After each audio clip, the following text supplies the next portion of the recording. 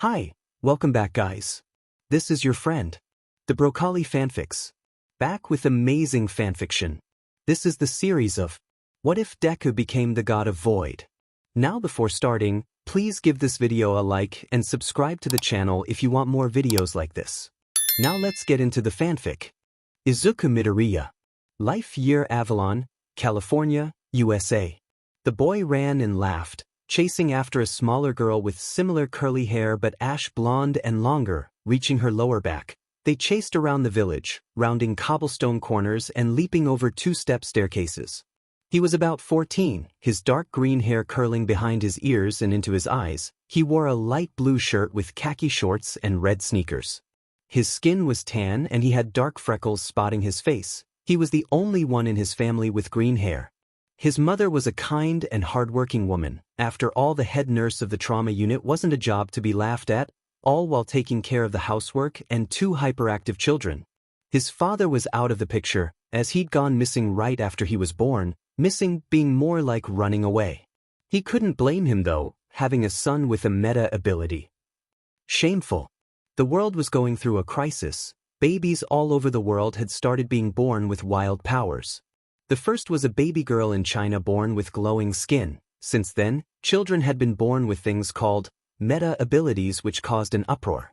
Even big politicians and smart people suspected another world war would break out between those with meta abilities and those without them. He didn't want that. He didn't want to fight his family and friends, just because he had something they couldn't.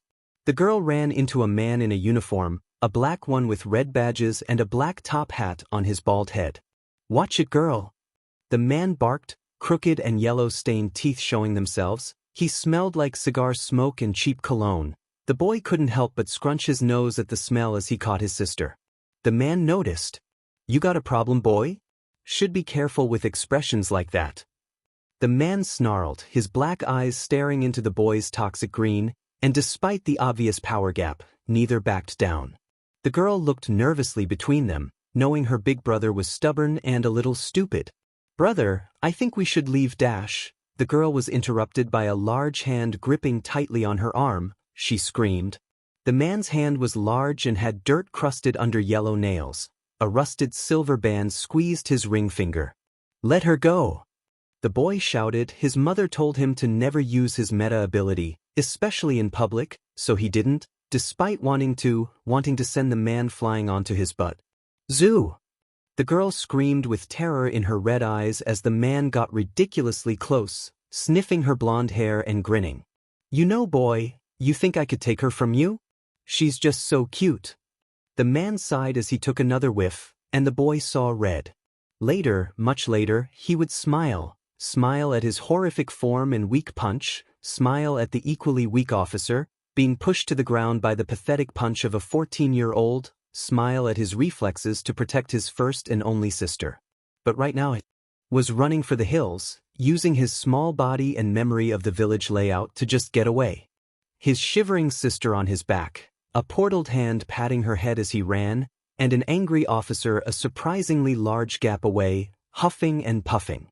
Lung issues, cigars, bad physical and mental health, nothing he wasn't that surprised about. The officer huffed and stopped, his legs trembling trying to support his round belly and thick skull. He ended up right at a bar and walked in, forgetting about the two children. Or one would think. A few weeks later his house was raided. They shot his mother and took him and his sister in the dead of night. You can't use the power of gods when you are unconscious and drugged up, not a clue at where you are or what's happening, just knowing that you're blindfolded and wherever you are is stinky and sweaty and jostling you around like a rag doll. It's a scary experience. He tries to get a grip, but somehow they had already figured that your brain sends a signal to the rest of your body to use the meta ability, so he's so drugged up he can't even think straight, let alone activate a portal. Last thing he remembers is sleeping in his bed after arguing with his friends in Discord. What happened? How did he get here? Where was he? Where's his sister? Is she even here? It hurts to think, to breathe, smell, taste. His throat is dry and scratchy and he feels warm on one side of his body. He tastes metal on his tongue and feels sticky wet tears on his cheeks. Can't move, it hurts. The journey is long and insufferable. Every few something minutes, hours, maybe even days. Everything stops and he can hear footsteps and a needle in his arm, and suddenly his brain is reduced to nothing, as if it's melting out of his ears and crawling away. The warmth cools down and becomes sticky and unbearable. He has no idea where he is or how long it's been, but it's long. Right after a particularly heavy dose of drags, he is thrown out and his BLNDFLD is ripped off. This is China. Concentration camp. You're going to work off and learn for the rest of this life. A voice in his head tells him, and suddenly everything clicks. The drags magically wear off and he's painfully aware of everything. He was in a train cart, one just used in the last World War. He was captured and transported across the world by train. He is a prisoner. Work off and learn, he does. Get up. Another officer screams, and he jumps up from the filthy hay bed on the dirt floor. He almost rubs his eyes, but the whip marks on his forearms prevent him from doing so. The officer looks at his shivering and thin body, only wearing what could barely be concerned shorts. His feet and toes are almost blue and there's an open cut on his side, the blood dried on and crusted just enough to stop him from bleeding out then and there. The first months are hard. English to Chinese is a hard change and the cold is unfamiliar along with the brutal treatment. He feels as if he's grown. 3 years in 3 months. While his body is thin, it's also made of developing muscle. He does hard labor during the morning and goes to the workshop in the afternoons and evenings, barely getting time to sleep or eat. He powers through though. He needs to find his sister and get out of there. She's not there, in his camp, or at least area. He doesn't know how big it is, so they could very well be on opposite sides. Yes, sir, he says, knowing to be strongly voiced but not enough to overpower the officer. He hurts all over and his hair is gross, but he needs to power through. Dig this morning, plane in the afternoon. The officer spits, yes, sir. He bows and the officer leaves, letting him run out to the mine. The camp was an aluminum mine too, so they had the prisoners, including himself, dig up the rich soil and put it onto trucks and jeeps. This was the job he did every morning except when there was an emergency in the workshop and he was needed. With this he built up enough sweat and body heat to not freeze in the cold. Lucky that it hasn't snowed, or he would have needed to clear all the snow from every field and patch of land every morning, something that didn't create enough body heat for him to work efficiently. The mine was also a place for him to build up his much-needed muscles, all without using the void. In fact, he hasn't directly used his meta ability since he came, and only puts items in there, such as stolen medical equipment and tools from the workshop. He lived like this for 5 years. Move out of the way. An officer demanded with venom in his mouth. However, the teen didn't move. The woman was going through a slide, damn it. So he stood his ground, and somehow he had grown taller than most of the officers, and beat them in strength and intelligence by a long shot. The woman behind him was a newcomer. She was in her early 20s and had hid her meta ability quite well for some time. A claw nail one wasn't easy to hide, and thanks to a particularly hard shove from the officer in front of him, she was having a hemorrhagic slide on the floor behind him with the only 2 people who had lasted as long as him trying to help.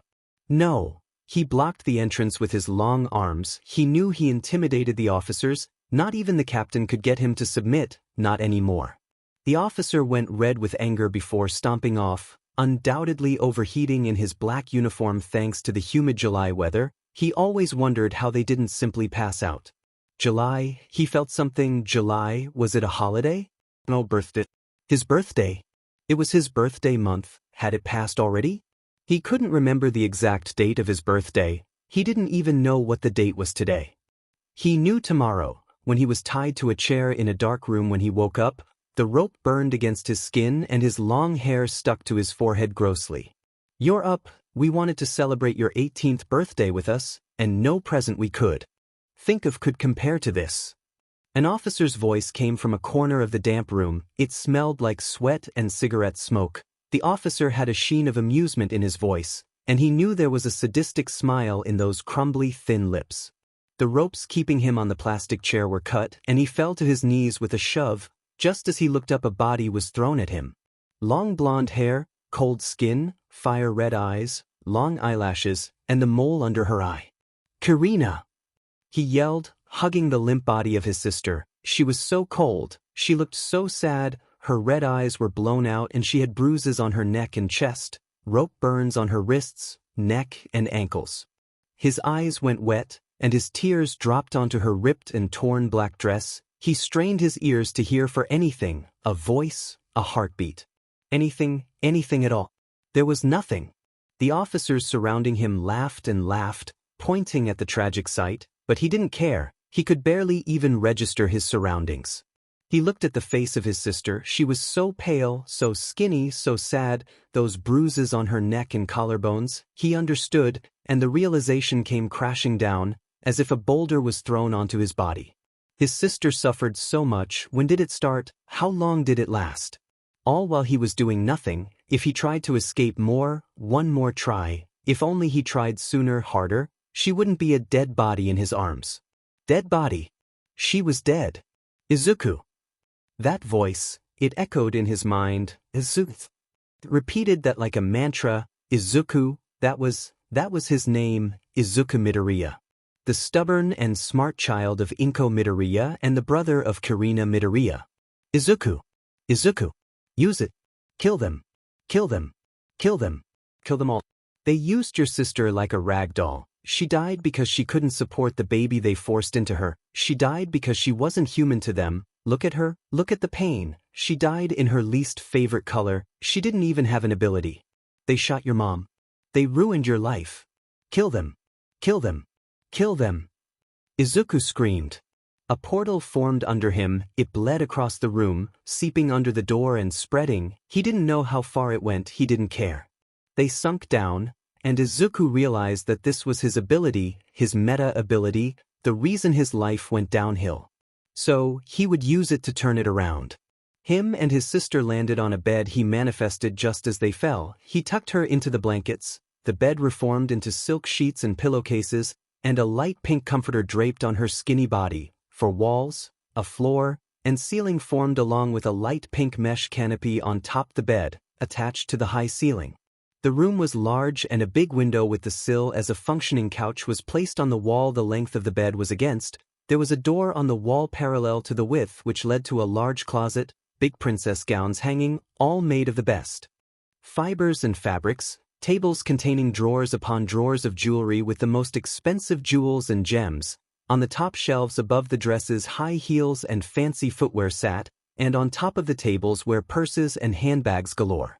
He walked out and the rest of the room formed, a large vanity with makeup and false eyelashes and rhinestones and nail polish, a bedside table with water and the newest iPhone and laptop and a night light and a silk eye mask. There was a couch and beanbag chairs and a coffee table and a flat-screen TV. There was another door which led to a grand bathroom, marble countertops and a big bathtub with expensive hair products and a bunch of hair stuff on the countertops. He walked back to the bed, and found her with washed hair and full cheeks and color in her face. Her lids were closed and her face seemed to be in complete bliss, tranquility. Under the blanket she wore fuzzy pajamas, the pants with little polar bears and the top had a tiara on the front. He looked around the room and saw all the polar bear stuff, a polar bear pillow, mirror, poster, figurine, charms, bags. He left through the final door with a smile, which led to a long hall. Polar bears were her favorite animal, pastel pink was her favorite color, and she always wanted to be a princess, fall in love with her handsome prince and live happily ever after. This whole place was a castle. He unconsciously made this place her paradise, so she would rest easy, at least until he could properly bury her. He still had trouble with sending out a portal far away from where he entered. Where are they, the beastas? He thought. They couldn't be enjoying the castle. No, he had to kill them still. Suddenly, his body seemed to zoom so fast and far he couldn't even feel it, and then he was far away from the castle. It only barely peeked out from the horizon, a speck on the flat land. The black nothingness that started beyond the high cobblestone fence of the castle turned into a field, and he fell through a hole, landing smoothly on a dirt floor and hay bed. His bed, the camp, yes. He would kill them in the same place they killed hundreds. He looked up to find the 7 main officers and captain in ragged clothes and dirt. They seemed like they had been there for a while. Had they? How did time work here? He looked down on himself, a maroon suit. His long green hair was now washed thoroughly and tied back. A few of the shorter bits in the front fell into his face, which was also cleaned and rid of the dirt and scabs, along with the rest of his body. He wore white gloves and beside him was a rollable table with knives, whips, guns, arrows, darts, salt, and everything one could think of in the art of killing someone, a painful death. He felt fancy, he felt better than he had in his entire life, he felt clean, felt no pain, felt great. Why didn't he do this before? He had power here, more power than anyone else. Why did he only use this to steal? Stealing. Small things like wrenches and screws and bandages and lighters did nothing. Doing this? This would give them pain.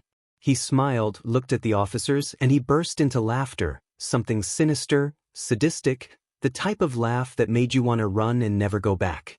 He didn't know how long it took, mimicking every slash and cut and wound on his body onto all of theirs. He didn't care how long it took, time was something he could figure out later. Right now he has 7 ugly bodies and his sister to take care of.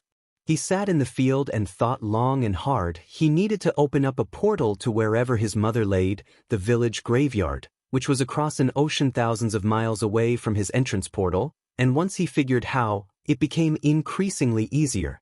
He took careful consideration manifesting his sister's casket, white with gold detailing, one that only opens half, the top and bottom cushioned with light pink velvet and the pillow and blanket made of white silk. She wore a simple pink dress, one with an off-the-shoulder top and white lace. She didn't need anything else. At first he thought the obvious answer would be to dig the hole of the grave. He didn't dig up snow and aluminum dirt for 5 years for nothing after all, but then realized it would be a good way to utilize his ability to control the exact placement and size, to open an entrance portal the exact size he needed far enough into the ground for just the right amount of dirt to fall in. He would use it again to move the casket, one entrance to make it fall and one exit for it to land in the dirt hole, close the portals, open new exits for the dirt still in the dimension? Universe? Place? For the dirt in the place to be dropped onto the closed casket, and finally, a matching tombstone as his mother's manifested in the place and set beside, both of his family members laying beside each other. After the burial and tearful funeral he visited their home, retrieved his and his sister's items, got his mother's fancy jewelry, the books on the shelves and picture frames of their once happy family. He also decided to collect as much information on this time period as possible, the pre-war era, information including important developments, music, arts, technology, clothing, literature, and anything else he could obtain. He deposited them in the castle, where he decided his family belongings could rest before he organized the place, and the other items about the PRD were in another room. The soldiers got far worse treatment, leaving them to decay in the barns he once slept in like the pigs they were. Of course he killed all of the other officers, who seemed to have also killed the other prisoners. It could have been a thought that he escaped with one of their help, but of course it wasn't and no one lied, leaving the doom of their camp. He still buried the other prisoners outside the camp. He was unexpectedly sad that he didn't know their real names, just their numbers. He couldn't put their prison numbers on their tombstones. They were more than that. Sad to say he wouldn't know how much more they were. He held a silent and peaceful funeral for them, much like his mother's and sister's, just without the tears, and hoped that their souls could rest easy for now. He laid in the middle of the camp, and let the questions nag at him. Did the place have an end? Was it a loop? A Mobius strip? It could be infinite or have walls, or just simply stop. What were his manifestation limits? Could he manifest people? Would they be real or just entities? Could he bring others into it? What about the portals? Could one exit have multiple entrances? How did the items move inside the place? Could he decide what went in the entrance and what left? Or was it just whatever the portal was touching? Could he control what happened in the place without being in it? And time? What about time? He didn't get more time to figure it out because a man walked to him. Izuku immediately sat up and was on high alert. He didn't look to be an officer, he seemed too young for that, maybe just a few years older than himself. He had similar hair as himself, just black, and it was shorter. He had red eyes and long eyelashes. In a weird way he looked like a mix between him and his sister. He was tall and lean, with a confident aura. He didn't seem like a threat, but you never know. He got closer and Izuku stood. They both looked at each other, the man stopping a comfortable distance away. "Did you clear this place?" "By yourself?" the man asked, and Izuku wanted to nod, but couldn't guarantee the man wouldn't pull any tricks. "Don't worry, I really couldn't care less. I just need to know if you have a meta ability? I have one too, but it's kinda tricky to figure out on my own, the man explained, only a hint of sheepishness on his pale face. I do. And I did clear this place of officers. Izuku nodded, still very weary of the man. It's amazing your ability. Could you say your name and what it is? The man smiled. It reached his eyes and showed a set of perfect pearly whites. Izuku wondered what he looked like in comparison, what he looked like in general. I'm Izuku Midoriya. I don't have a proper name for it, but I'm guessing it's a really big pocket dimension. Izuku said, and a wave of shock hit the man. Midoriya? I'm a Midoriya too. Are we brothers? Cousins? Half-brothers? My ability is called All for One. I can take and give abilities. Don't worry though. I've only done it to willing people, and I would never take yours. I'm just wondering if I could test something on you? I'm not gonna take it away. I just need to understand how this certain type of invisible meta ability works. The man rambled and Izuku blinked in shock. He guessed it would explain the similarities. Probably half-brothers, we most likely have different mothers and you do seem like my father. This is kinda insane actually, today in general. Izuku smiled, a bittersweet one is this. Morning he woke up to his Stop that. It probably is. I've visited every camp I can think of. They do kinda treat me like a god, but I would still never use it to take unwilling people's abilities, and I've never visited one just as catastrophic as this. The man, he still hadn't said his name, looked around, and Izuku felt the first red flag. Despite the groups of dead officers leaning in the barns, he didn't shiver or grimace, as if dead bodies were normal to him. You mentioned invisible abilities? And that you needed to try one with me? Could you explain? This was very sketchy. So very, very sketchy. But if it went wrong, he had very little to lose, and if it went right, he's guessing it would be good. Yes. You see, there are different types of meta abilities, which many people including me have categorized. Emitter, configure, and mutant, but I've found that there is a fourth type which I'm naming overlay. They are only useful when you already have an ability. My brother has an overlay one where he can pass down his power down to a successor through DNA. The man explained, and most of it surprised Izuku. Would he be an emitter? I need to both get control of what ability I'm giving and how these overlay abilities work, so I've been looking through these camps for help, but I've only coerced one into letting me, which turned into a failure, and 16 wanting theirs gone. He looked surprisingly sad at that, and went a bit fast at the failure part, obviously trying his best to make Izuku agree. It was a good deal. If these overlay abilities can do things like his example, it could be amazing, and if it went downhill, he could always ask for it gone. Then again, he was very sketchy, a random half-brother showing up from nowhere, his dad supposedly having 4 kids, 3 of them with the abilities he despised so much. He could be a very good liar too, took a chance to gain trust with the half-brother thing and ran with it, or these overlays might not even exist and he's just trying to coerce one more meta ability for himself, or hell, he doesn't even have this all for one and is just playing Izuku like a FING fiddle. Izuku weighed his options very well, before deciding on his answer. I'll take you up on your offer. Having another ability forced into you was strange, as if a hole you didn't know existed was suddenly patched up, or coming back home after a vacation. It was the feeling of fleeting familiarity, like something that you knew so well but had been forgotten for a while was suddenly move into your life again. When he put his hand on Izuku's chest, and a small yellow glow came from his hand, he immediately retracted his hand, but it was too late, and there was a large issue at hand. What is it? Did something go wrong? Izuku looked concerned and confused, brows furrowed, and a million thoughts running rampant in his head. What went wrong? Was it my fault? Did he take my ability by accident? What even is my new one if I got it? Who is he? Is he actually my half-brother? Could Karina have had one? An overlay meta ability? No, it's just, I wanted to give you a specific one, but I must have chosen wrong cause I accidentally just gave you the best overlay ability I had. He looked sheepish, but under his good acting was anger, maybe even a twinge of regret. Izuku didn't really blame him, if the ability was that good. What did I get? Izuku asked, feeling nothing that different except from the headache that was already forming and now leaving familiarity feeling. He didn't seem like anything new, this could have been just a fluke, the guy could be FNG with him, but the feeling in his core did feel like something real, caused by an ability or not. 100%. Izuku Midoriya. Life Year Atlanta, Georgia, USA. Kid. Can you stand? A woman with long curly red hair and silver eyes ran over to him. She wore combat boots, camouflage pants, and a tan tactical vest, every pocket filled to the brim along with a fanny pack resting on her hip. Under her vest she wore a long-sleeve black compression suit. Her hair was tugged back from her face with a black bandana, on her thigh was a resting pistol, and on the chest of her vest was a black badge with the word Ekko in white surrounded by white circles.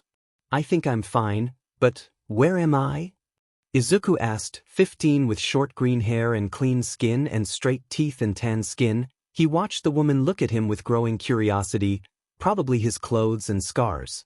He decided against getting rid of his scars for the time being. They were a sense of pride for him, each telling the story of what he survived and went through, and even if he could only see those on his neck, hands, and face, it was enough to show.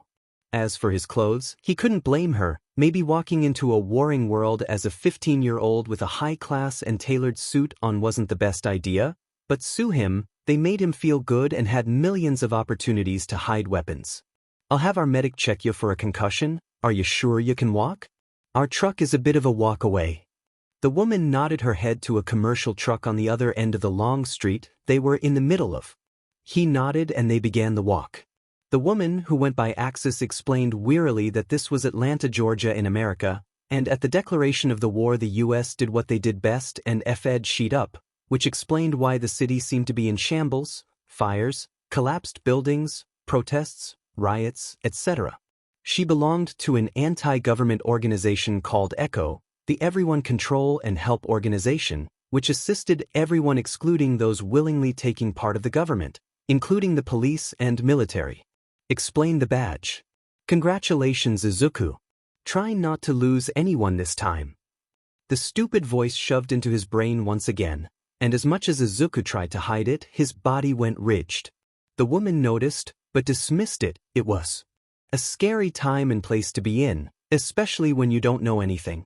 So kid, tell me about yourself. How'd you get here in Atlanta but not know a thing about what was going on here?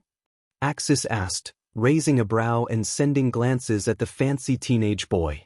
To be honest, I have no idea.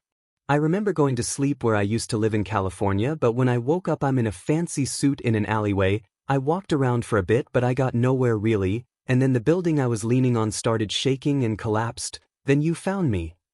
Izuku looked around, purposely avoiding eye contact. He didn't know how to lie well nor how well he detected them. I mean, it's not like it was all a lie. He did fall asleep in California and then end up in China, and his badly executed exit ended up in that alleyway. He decided to go back to 15. It was the age where he was perfectly average height, arm span, everything. Plus, with the fact that he now had meat on his bones from actually eating and working out back in the place, he seemed like a normal teenage boy with some muscle and a suit on, perfectly normal. That's awfully strange. Did ya meet anyone weird or sketchy? And California is in a weird place right now, a lot of abductions from Asia and a lot of odd happenings. Apparently in this one village the grave of this one missing girl just showed up in the middle of the night. They respectfully checked and found out it was really her in a very fancy casket and everything. Weird, yeah? The woman retold, and Izuku tried to relax as much as he could. But that was over 20 years ago, the weird grave girl thing. The abductions are still happening though. The woman seemed sad, but Izuku wasn't paying all that much attention, too focused on the 20 years ago bit. It surely didn't feel like 20 years in the place, but despite as long as he had apparently spent time in there, he still was embarrassingly out of the loop with his own ability. He didn't even know what its limits were before the 100%, but now it seemed like it was endless, absolutely no limits at all. After meeting Shigaraki, he went back to the place and decided to try every single thing he possibly could, answer questions, ask more questions, answer those. He found the place had no end. He could walk and run and zoom until he died and nothing would happen. Could eat food, exercise, run, hurt himself and feel all of the results, or decide not to feel the results and didn't. He could eat food and gain calories or none at all. He could make entities who weren't real people but could look like one, He tried to make one look like his sister but came so close to throwing up he waved it away and it vanished. He also tried to make a whole simulation of a perfect world, living with a mother and sister figure, neighbors, going to school, going to work, but it was so disorienting he waved it all away within one day and decided to never do that ever again. He found that he couldn't manifest himself to die, and that with just a thought or snap of a finger or flick of a wrist, anything he wanted was right there. In other words, the place, which he now decided to call the Void, was his playground. He was God there. He decided to keep the castle. He would organize it later, when he had more items to sort, but for now the castle was doing a great job in that department. The items he took for information weren't really that useful, all except the phones and iPads, as the internet held the most information of all. The books that were scattered in his home didn't really seem that useful, as they were either historical fiction or children's books, and the art currently on the castle walls didn't really do much at the moment, useful later, but not now. Same with the clothes, while washed and fixed from any stains they were practically useless right now. So, in order to collect as much information and help control his portals, which he decides to call doors, as his need both an entrance and exit so the object can pass through the void, rather than go through one place in reality to another, he decided to try to go to all of the major libraries and technology stores he could. With his admittedly fake money, he bought thousands of books, music records, phones, iPads, laptops, clothes, and others. He kept a ridiculously long list of trends, fashion, humor, jokes, recipes, food, religions, music, celebrities, buildings, important places, developments, discoveries, mannerisms, customs, and virtually any other thing he could think of to list.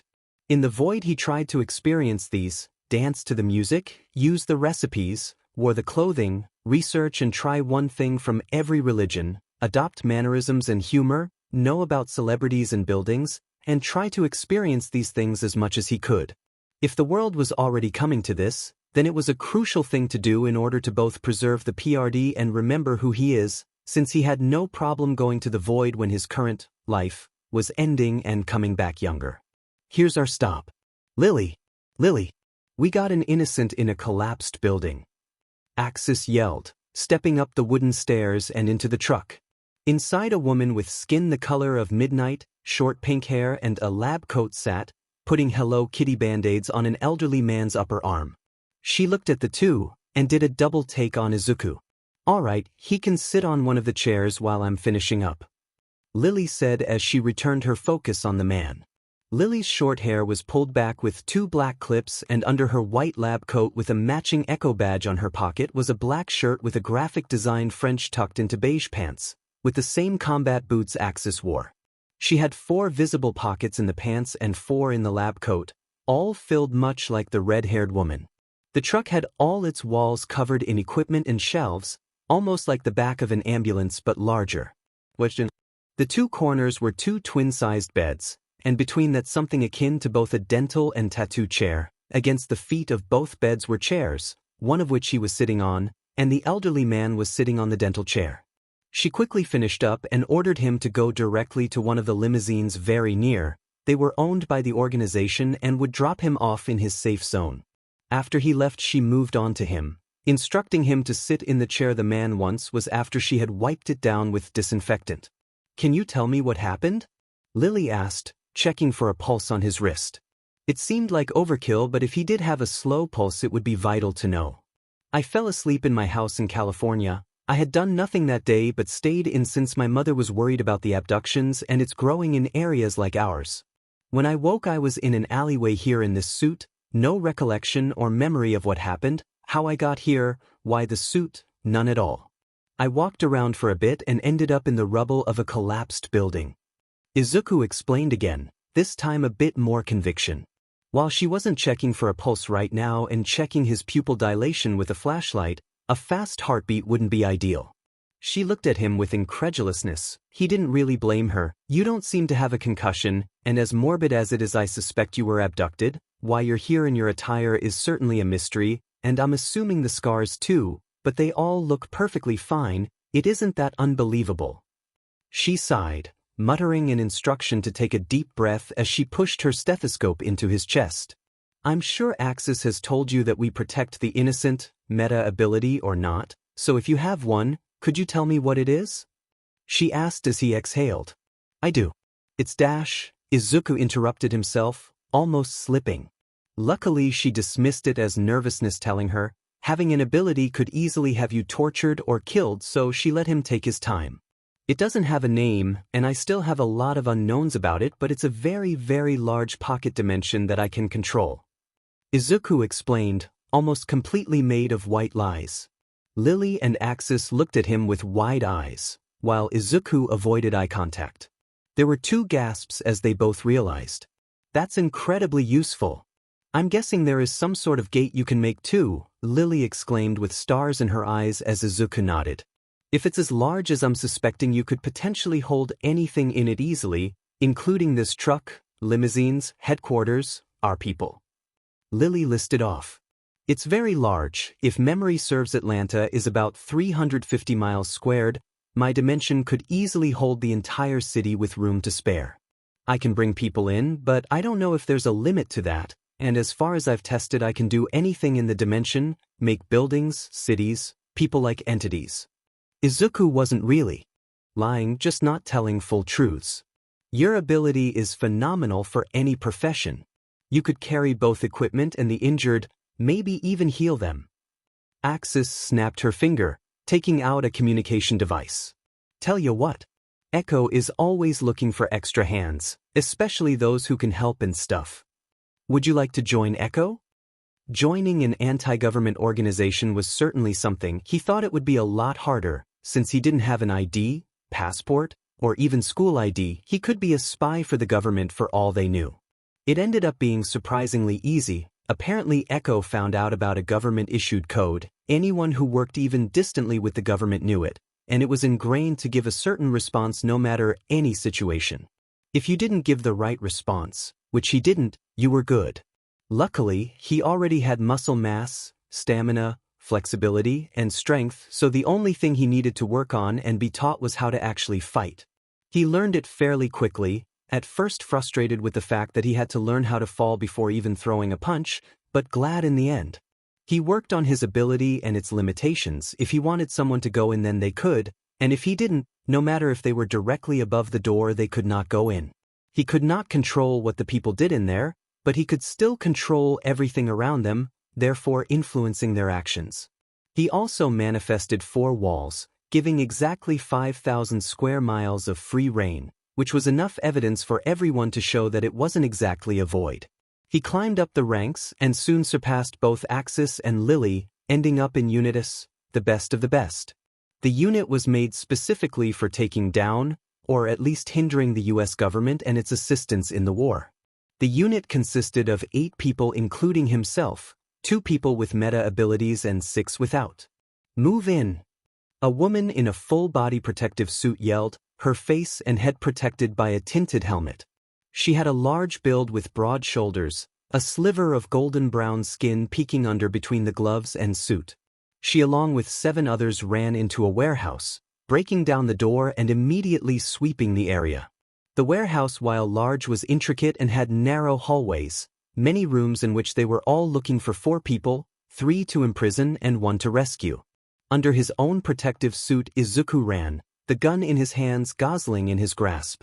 He was good by their standards, great even, but I still needed to learn more experience for his other lives. Under the helmet his hair had shaved sides and the top long, falling into his now chiseled face. He was 21 after all. He turned the knob of a door, finding it locked, and he cursed. This was the room undoubtedly, it was the only one locked. He shot the knob and ran in, finding the one he had to rescue. She had blue wavy hair barely reaching her shoulders, ocean eyes and pale skin with rosy cheeks. She wore nothing but a torn and ripped black shirt, tied to a chair with rope and a cloth in her mouth. Undoubtedly the girl, Nami Swan. Nami was a girl born into a very rich family. The Swans owned a multitude of companies and had ties to many political groups, but once the war started and the economy practically crashed, her family was put in thousands of debt. In order to save her family, she sacrificed herself and sold herself to a meta-ability organization called the Orange, as she was the only in her family to have one. Izuku quickly checked the room and the girl, any bombs, microphones, cameras or tracking devices, for any deep cuts, concerning bruising, dislocated joints, head trauma, or signs of anything life-threatening. He sighed when there was nothing but an inflamed ankle. Removing the GG, he quickly rattled off his introduction and whipped out his ID. My name is Midoriya, I'm a part of the organization called Ekko, the Everyone Control and Help organization. You are in safe hands. He pressed onto his earpiece and muttered something, getting an affirmative in response. The woman was still weary. I have a meta ability called Void. I have a very large pocket dimension where I can do virtually anything in there. Could you please tell me your name? Izuku explained as he cut the rope around her red and irritated ankles and wrists. Nami. Nami Swan. The woman responded with a raspy and dry voice. Izuku nodded, removing his helmet so she could feel more comfortable, seeing him fully instead of a tinted window. He ignored the gasp once he did. He knew what his face looked like. Scars. A lot of scars. Along with the now faint ones from China, he had 6 years' worth of scars, 3 of non-stop training and 3 of on-field work. His lips had 2 visible scars, 2 scratches on his right cheek, and 2 slashes on his left eyebrow. He was taller and more proportionate, buff muscle on his bones. Does it hurt anywhere? Izuku asks, getting a few bandages from his vest. My ankle. They hammered it dash. The woman's ocean blue eyes went shiny and Izuku immediately went to work, carefully wrapped the inflamed ankle. I don't think I can walk. She continued, a tear rolling down her cheek. Is it all right if I carry you? We have the whole building surrounded and a medical truck waiting for you. The 3 men who caught you have been properly dealt with and are currently on their way to our facility for questioning. Izuku explained, making sure she felt safe as he moved the gun to his back. She nodded and Izuku carefully snuck his arms under her back and thighs, standing with the thin and shivering woman in his arms. The quickest and safest way out is through my ability. Is it okay if I use it? Izuku asked and she nodded, shutting her eyes tightly. A door opened up under them and they sank slowly down, landing outside of the building, right beside the medical truck. He gently deposited her body on the stretcher and watched her roll into the truck, but not without listening to her words. You're very handsome. You're a Midoriya? A much older man, at least 60 yet bulky and well-muscled, with a scar running up the side of his neck and reaching up his jaw before ending asked. Izuku got flashbacks to Shigaraki and their meeting. Oh, yeah, I am Izuku Midoriya. The man looked at him unbelieving before he paused, probably also pausing whatever internal argument he was struggling with. My name is Yuru Midoriya. Do you perhaps know if you have a brother? The man asks and yellow eyes go gold. My brother has an overlay one where he can pass down his power down to a successor through DNA. Suddenly everything makes sense. This man is also his half-brother and, this would take a lot of explaining. Can you meet me at Cafe Mako tomorrow at 1? Knowing your brother and my half-brother, it's gonna take quite a while of explaining. He has the gall to look sheepish, and the man nods, not caring that this confirmed he had a brother 20 years younger than him, because he did understand the complications of getting involved with Shigaraki Midoriya. Nami and Izuku sprung at each other, wooden rods in their hands and bruises on their bodies. They swung and dodged each other like a dance. Soft and precise steps on the blue mat as their bodies move on their own, letting the rhythm of their dance fill the room. Nami wore athletic leggings and a sports bra, Izuku only wearing basketball shorts of his own, both with their now longer hair tied up. They were in a large room, treadmills and stationary bikes lining one wall, weights on the left side and a large space with yoga mats and a mirror. Their corner had thick blue mats and the 2 walls were covered in practice swords, the wooden rods they were holding, and other fake weapons for their practice. 2 watched them from a few feet away, admiring their perfect forms and beautiful dance with stars in their eyes. Captain, who are they? One asked, their long black hair tied up into a sleek high ponytail, the ends still reaching their lower back. They had 2 moles above their right eyebrow and red eyes, pale skin hidden under leggings and a long sleeve compression shirt. They seemed to be about Izuku and Nami. The captain answered, golden brown skin and buzz-cut silver hair, the same build and voice as the woman from the raid. She had buff arms and wore a sports bra under a sleeveless shirt, shorts reaching her knees. She seemed to be in her late 20s. Who? A man with short blonde hair asked, pale skin and a pink scar webbing across the left side of his face. He wore a regular tank top with leggings as well. He had to be at least Izuku and Nami. Their code names are Void and Swan.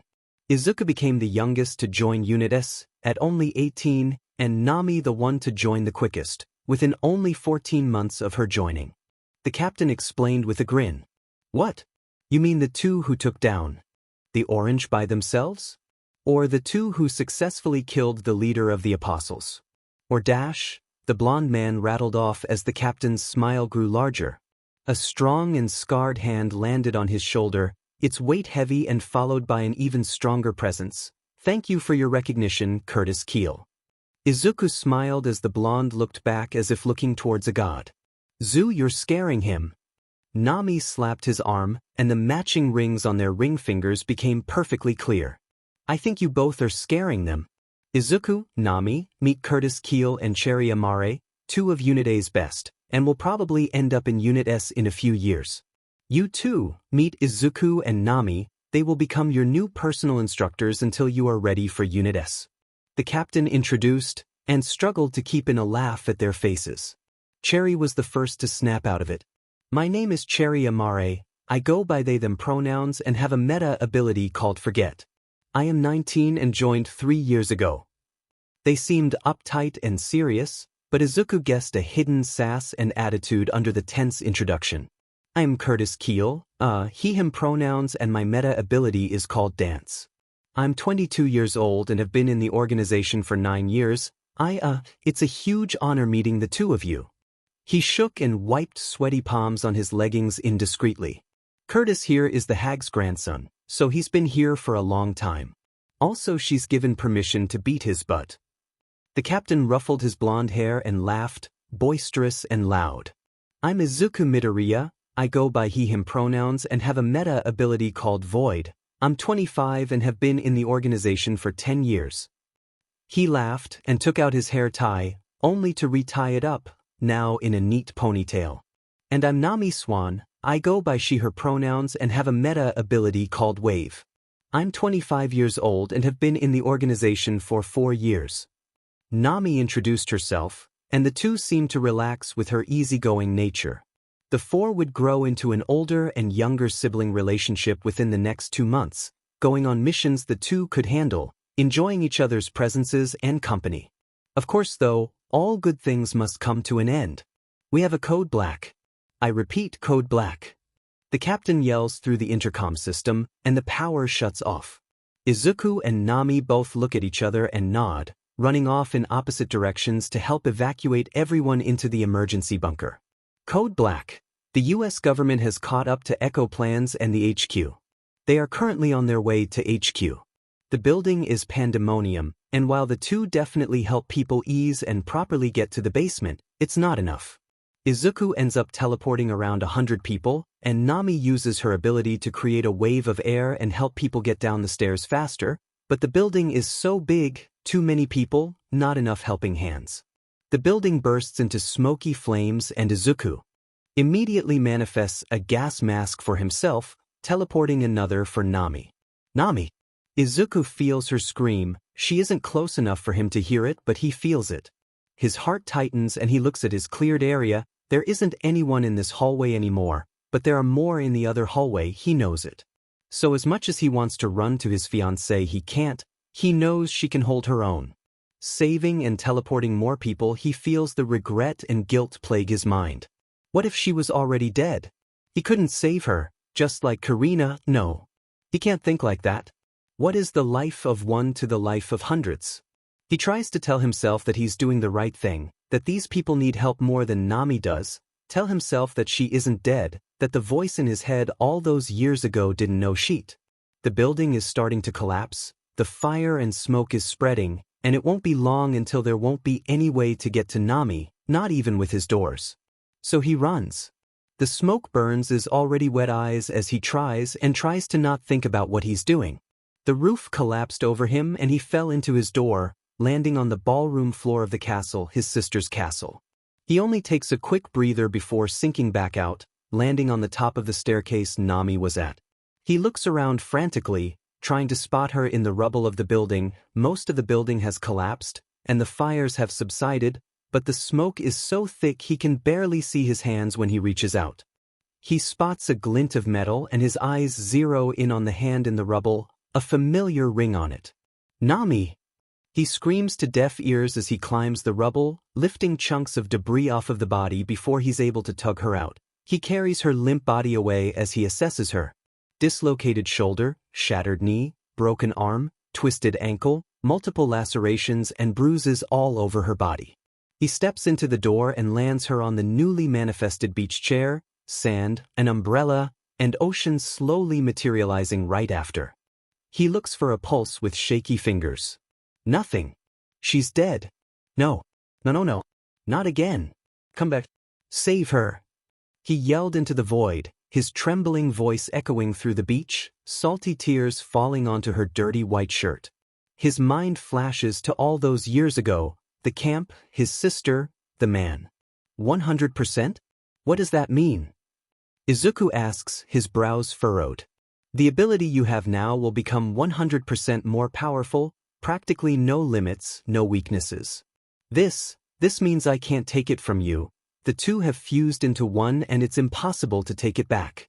The man's eye twitched in irritation. He was wrong, Izuku. No ability can bring back the dead. You might be a god, but they can't either. Not without a deal, and right now? You can't make a deal with her. The voice explained, but all he could feel was venom in his head. Izuku sobbed as he failed once again, holding tight to the lifeless body of his dearly beloved. Izuku Midoriya. Life year Hexagon Ballard, Paris, France. Izuku, his hair now buzzed down and scars gone, skin pale and freckles even more present than before, stood beside a woman with long light blue hair and midnight skin.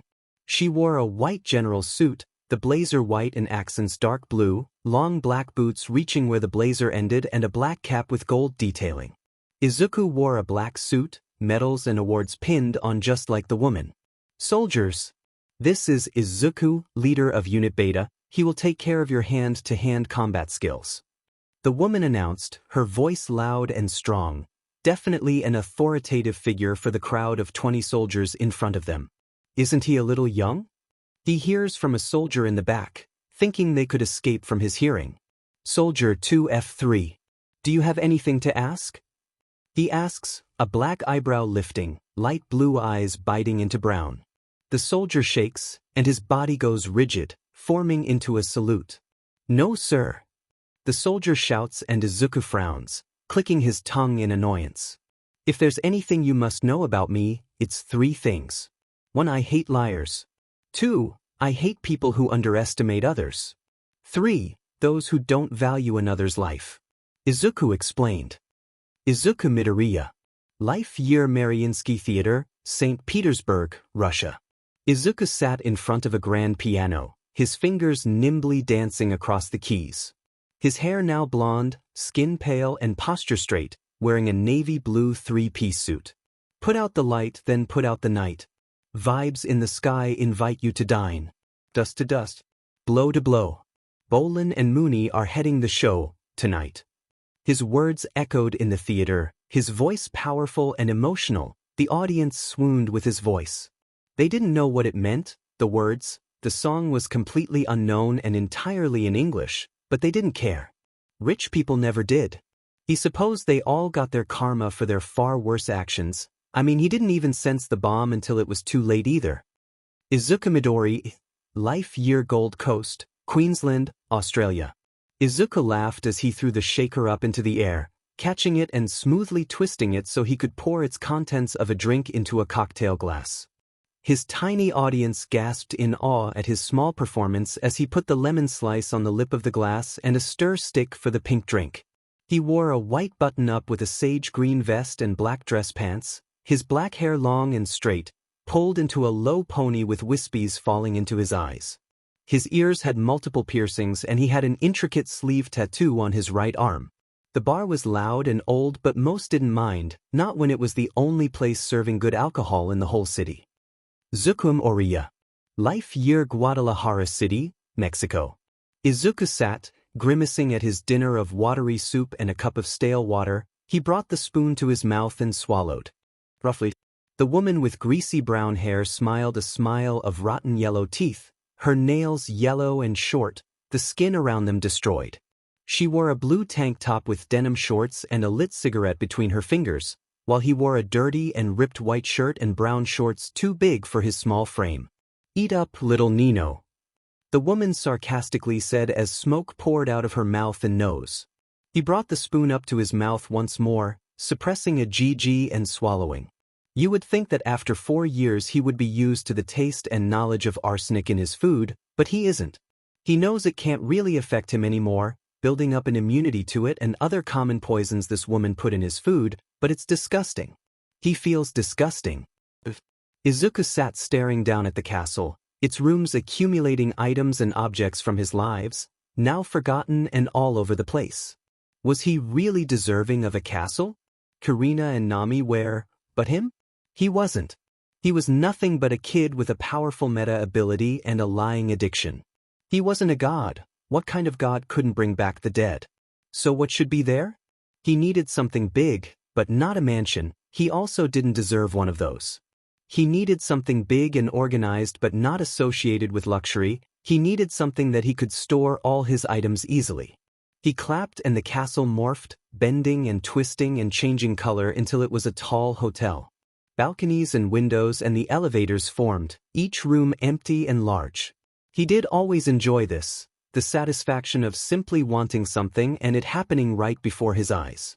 Letting the intricate details of small items and the smell of certain things make it seem like it wasn't just materialized a few seconds ago. He grinned and walked into the automatic doors, the tile floor under him shiny as a reception desk formed along with the abstract art behind it and 2 sets of elevators on each side. A seating area on the left side, complete with magazines and puzzles on the coffee tables, the leather couches with throw pillows. On the other side was the door to the hall for the pool, gym, and changing rooms, and the open glass doors to the breakfast hall. He snapped and floated up, through the ceiling and into the empty rest of the building, as he went higher floors and halls and doors and carpets formed. Rooms he hoped could one day be filled with items that left a sweet aftertaste and a smile on his face. Once at the top floor, he landed on the white floor, looking around at the vast expanse of it with green eyes. "Brother!" Karina pulls at his sleeve, causing him to stop in the middle of the busy market and look back at her. "Yeah? Is something wrong?" he asks, crouching down to her height, letting his sister easily look into his eyes. "There's a gem, can I buy it?" she asks nervously and he smiles, asking her to take him to where she saw it. "See?" She points at the big green brooch in the middle of the wooden display case. "It's just like your eyes," she adds, and it catches him off guard. Later, Karina puts the brooch on his blazer, the family getting ready for his birthday dinner. She smiles, "Happy birthday, Izuku." He looks down and the brooch is in his trembling hands, the gems swirling green just like he remembers. "Zu! Come here!" Nami yelled, a bright smile as she called Izuku out of his office. "Yes." Izuku calls back, using his crutches to leave his office and down the stairs where she waits. She grabs his bandaged hand carefully and leads his way into their sunroom, where the small table has been set. They both sit and Nami giggles as she pulls out a small ring box. Upon opening it, he gasps. A ring with a small green gem in the center sits, and his eyes fill with tears as he remembers his sister and the brooch. Nami smiles, "Happy birthday, Izuku." Looking down once again, the ring sits on his ring finger, on the other hand without the engagement ring. He looks up and the floor has been set. A penthouse suite, one that looks out and into the vast golden fields surrounding the hotel. He stands in a living room, one with a very large light gray L-shaped couch, big sage green chair, and a dark brown coffee table. A fuzzy black carpet under and art of a woman with dark skin covered in gold liquid on the wall behind the couch. There's a large TV above the white brick fireplace, and 2 large black shelves on each side, holding tubs of wires and controllers, video games for every console, speakers, and any other add-on for that TV. On the table there's a manga and a small succulent in a black pot, and on the couch and chair there are black, white, and gold throw pillows. The living room is parallel to the full wall of windows, white framing causing it to be split into a 3x3 grid. Next to it was a large kitchen, marble countertops and black cupboards, 2 ovens, 6 burners, a microwave, and 2 silver fridges. It was fully stocked, from food to pans and knives. Izuku quickly peeled a mandarin orange and explored further. There was a wall that separated the kitchen from the front hall, which had a black wood door and white shoe shelves, sets of fuzzy white slippers haphazardly thrown on the black mat. There's a small picture frame of him, Nami, and the rest of Unit S. In front of it is a spiral staircase leading to a loft upstairs. Beside the front hall there's a dining room, one with a big dark brown table, 2 bouquets of colorful flowers, and shining silverware. There are 6 black seats, the one at the furthest end with a cushion on it, his seat. There was a grand piano with a small shelf of music sheets and booklets. Just looking at the piano gave him memories of his old teacher, sending shivers down his spine. Behind the wall the staircase turns against there is a large bar, one identical to the one in Gold Coast. There's his signature golden shaker and fully stocked alcohol behind him. He grins at the familiar sticky surface of the dark brown wooden top. He's led to behind the wall holding the fireplace, and within a few steps he meets back to the staircase and steps up the now light gray carpeted stairs. He's met with another living room, but one with a bit more where there's another TV, one a tiny bit larger and is sitting on a tall black shelf. Tubs on the bottom row holding controllers, wires, cords, manuals, and a random battery or 2. The middle row holding consoles, controller chargers, and a picture frame of his family, Kirina and his mother on either side of him. Looking at it now, he seems out of place, his mother's and sister's blonde hair and red eyes, and his green hair and green eyes. He must look identical to his father. On the top there are his favorite video games, books, and movies. There's a much cozier looking black couch with a blanket from his house thrown haphazardly on, and a matching black chair. The table in the middle holds the remote, a can of peace tea, and an open laptop. There's a hallway that turns to the right after 3 doors. The first holds his personal gym, complete with a treadmill, bench press, dumbbells, and mats. The second holds an office, overflowing with books and stacks of paper. The third is a bathroom too untouched to be his. Turning left he finds a door on the end and nothing else. He enters. It's a large studio apartment, a queen-size bed in the corner with a desk against its footboard. There's a bedside table and an opaque room divider. On the other side of the divider there's a small couch, coffee table, and TV on a shelf holding familiar items to the previous 2 ones, and a large shelf holding more books, notebooks, binders, and small items including a picture frame of him getting his graduation award from his music instructor, one of the only times a smile adorned the hellspawn of a woman's face. On the other side of the room there's a kitchenette, one that's also fully stocked but with food and utensils he's familiar with. That butcher's knife downstairs wasn't going to do anything for him. Between the shelf and kitchenette are 2 doors. The one on the left and closest to the shelf is his walk-in closet, an entire wall just for suits of every color and type, matching with shoes on the bottom, a section of his regular loungewear, and the rest is empty, waiting to be filled with his order. There's a cushioned seat and a small but tall table holding the display cases for his brooch and ring, the only items in his lives that actually have importance to him. He looks back at the empty closet space, thinks of all the most important and fashionable outfits he once wore or saw on Pinterest, blinks, and suddenly half the emptiness is now filled. The door on the right is a grand bathroom, one with a separate bath and shower, the bath the size of a hot tub and built with maximum comfiness levels. He sees jets and decides that it is in fact a hot tub. The rest of the wall that has the door in it has a mirror and 2 sinks on one side, one cup beside the one closest to the wall holding his toothbrush and toothpaste and floss and mouthwash. Ever since he saw himself in his first life he will always manually take care of his teeth, along with a hairbrush and proper hair care, same with his hair. On the rest of the marble countertop with gold specks every so often there's curlers and straighteners and a razor. There's a hefty amount of makeup including eyeshadow palettes and a concerning amount of lip products. There's even a speaker in the corner and hair dye in the cabinets under the counter. Izuku hums, deciding to worry about how his weirdly shaped home somehow fits into the space for it later, never, and snaps, zooming to the front door. He walks out and finds a set of stairs and a set of elevators. Taking the elevator, he moves down 1 story. The top 4 floors under his home will be for those who genuinely made an impact and were important to him. So far, he only has to decorate 2 suites. One ocean and beach themed. Nami always did love the ocean, despite her ability being ocean themed and not having anything to do with it, just making physical waves out of any material she touched.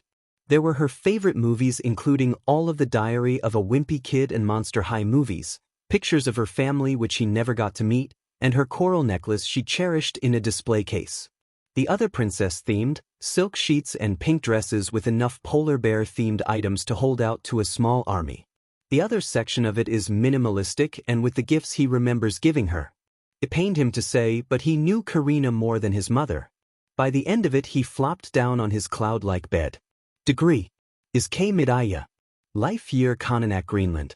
Izuku laughed as he ran around, face dusted pink with his body covered in thick layers. He looked like a moving black marshmallow sledding down the hill with his friend. His caretaker Ain warned him to be careful and he shrugged her off with a smile and mittened thumbs up. He knew his value. Coming to the small village as a small child in nothing but a black hoodie and shorts might not have been the best idea, but it paid off much later. After numerous tests he was declared safe and that his memory was completely wiped, so how he got there with no shoes was left a mystery not even he knew. White lies.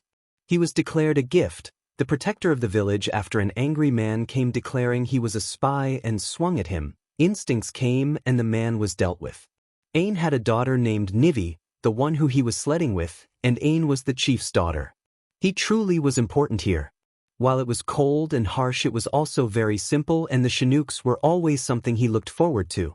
He also liked his freedom. The village was cut off and no one willingly came all the way up north for a village of less than 1,000. First Nations tribes were always welcoming. And having his title had privileges, including the way he could be as feminine as he wanted. In his last life the thought came to him. Gender envy. He wanted to wear dresses and eyeliner and not be in danger of being hate-crimed. And he wanted to wear suits while not feeding into societal expectations of him. He wanted to wear the Oaxaca dresses in peace. He didn't want to fit into any gender box. He just wanted to be himself. Izuku Midoriya. Life year Bavaria, Germany. Izuku's eyes sparkled as he watched the pretty women in pretty dresses stomp their shoe on the stage floor, all smiling and energetic. His big sister was up there, her long golden brown hair in braids, and she danced along to the folk song he couldn't remember the name of. He wanted to be up there in the pretty dresses. But no, he was a boy. Boys don't wear dresses. Boys don't get to feel pretty, they get to feel strong and manly and never cry and never sad. Boys get to protect the girls and work boring jobs and go to war, they don't get to feel a single bad thing. And Izuku was a boy. Izuku Midoriya. Life year Linz, Austria. Izumi and 4 other younger kids ran and laughed, hiding behind sunflowers in the big sunflower field, their tiny bodies easily hidden under a few. While her 14-year-old one had a bit more trouble, her adoptive siblings much younger fit perfectly behind the flowers. She distantly heard an alarm and looked back at the house, wondering what was going on. She saw her new parents and 2 oldest brothers rush out, trying to reach the field. But it was too late. The plane passed and a few black cylinders fell, landing right on the home. Izumi could feel the explosive fire from there, and no way did anyone but her and her siblings in the field survived. It was the first time she wished the war would stop. Izuku Midoriya. Life year Pune, India. Izuku sat, looking at the sari in the storefront. The family couldn't afford it, especially not in this economy. The war was still progressing, land battles between the governments and meta-ability organizations were getting more and more destructive, and many predicted that air battles would become the meta-ability domain. Doctors and scientists decided that meta-abilities get stronger every generation as they are passed down, so the war would soon turn the tables on itself. Due to this, the economy was still plummeting, since all those with meta abilities were being recruited, and while that 20% didn't seem like a big deal, it was when 71% of those without it were also recruited. He saw on the passing TV store that Canada was the country least affected by the war. He would have to go there next. Izuku Midoriya. Life year Toronto, Ontario, Canada. They lied. Canada was horrible. Unlike the US and UK, which were just kind of free for all, Canada was similar to China. Concentration camps. The camps weren't for building soldiers and war personnel, it was human experimentation. Specifically, to forcefully test meta abilities. And what they are. It was inhumane and gut-wrenching, literally. But it wasn't surprising considering Canada's sketchy past with something eerily similar with another minority group. Thanks to the government's focus on these camps, the rest of the country was in shambles, crime, poverty, and death rates higher than ever. So that's why Izuku, now Suzuki Ekko, had to take matters into his own hands. Duck! Izuku, Suzuki yelled out as he swung a wooden 4x4 at a large man, effectively whacking him in the head. He and the victim watched the man fall gracelessly to the dirty cement. He tucked the weapon under his arm and turned to him. Sorry about that. I'll go take this guy to the station and then I can escort you home, that all right? Suzuki asked with a nervous smile as the man on the ground began sinking into black goop. Sure, the man boy. Took his hand. My name is Suzuki. Suzuki greeted. A lot has changed. He had baby blue hair and his left eye the same familiar toxic green, but the right eye was red with a thin but long scar going from his hairline to his cheek. He had a much smaller build. Despite having defined muscle mass and was short, he looked like he could hold his own, and definitely could. My name is Jung. He looked the same age as Suzuki, about 20, but was tall and lanky, some muscle mass but not enough to be a defining point of him. He had buzzed-down baby pink hair and golden brown eyes. While Suzuki wore a regular tee and athletic shorts, he wore dark pants and a big hoodie. He also had a small backpack that was thrifted or from the homeless shelter. The children's show-themed backpack seemed a little out of place on him. So, where to?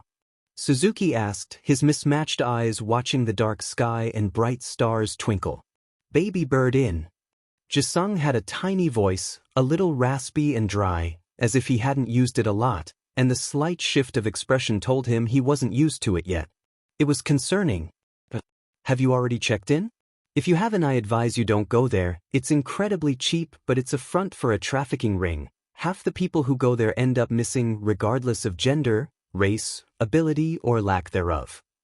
The blue-haired boy grimaced. Taking down that place would be annoying as hell, but someone would have to do it eventually. Oh.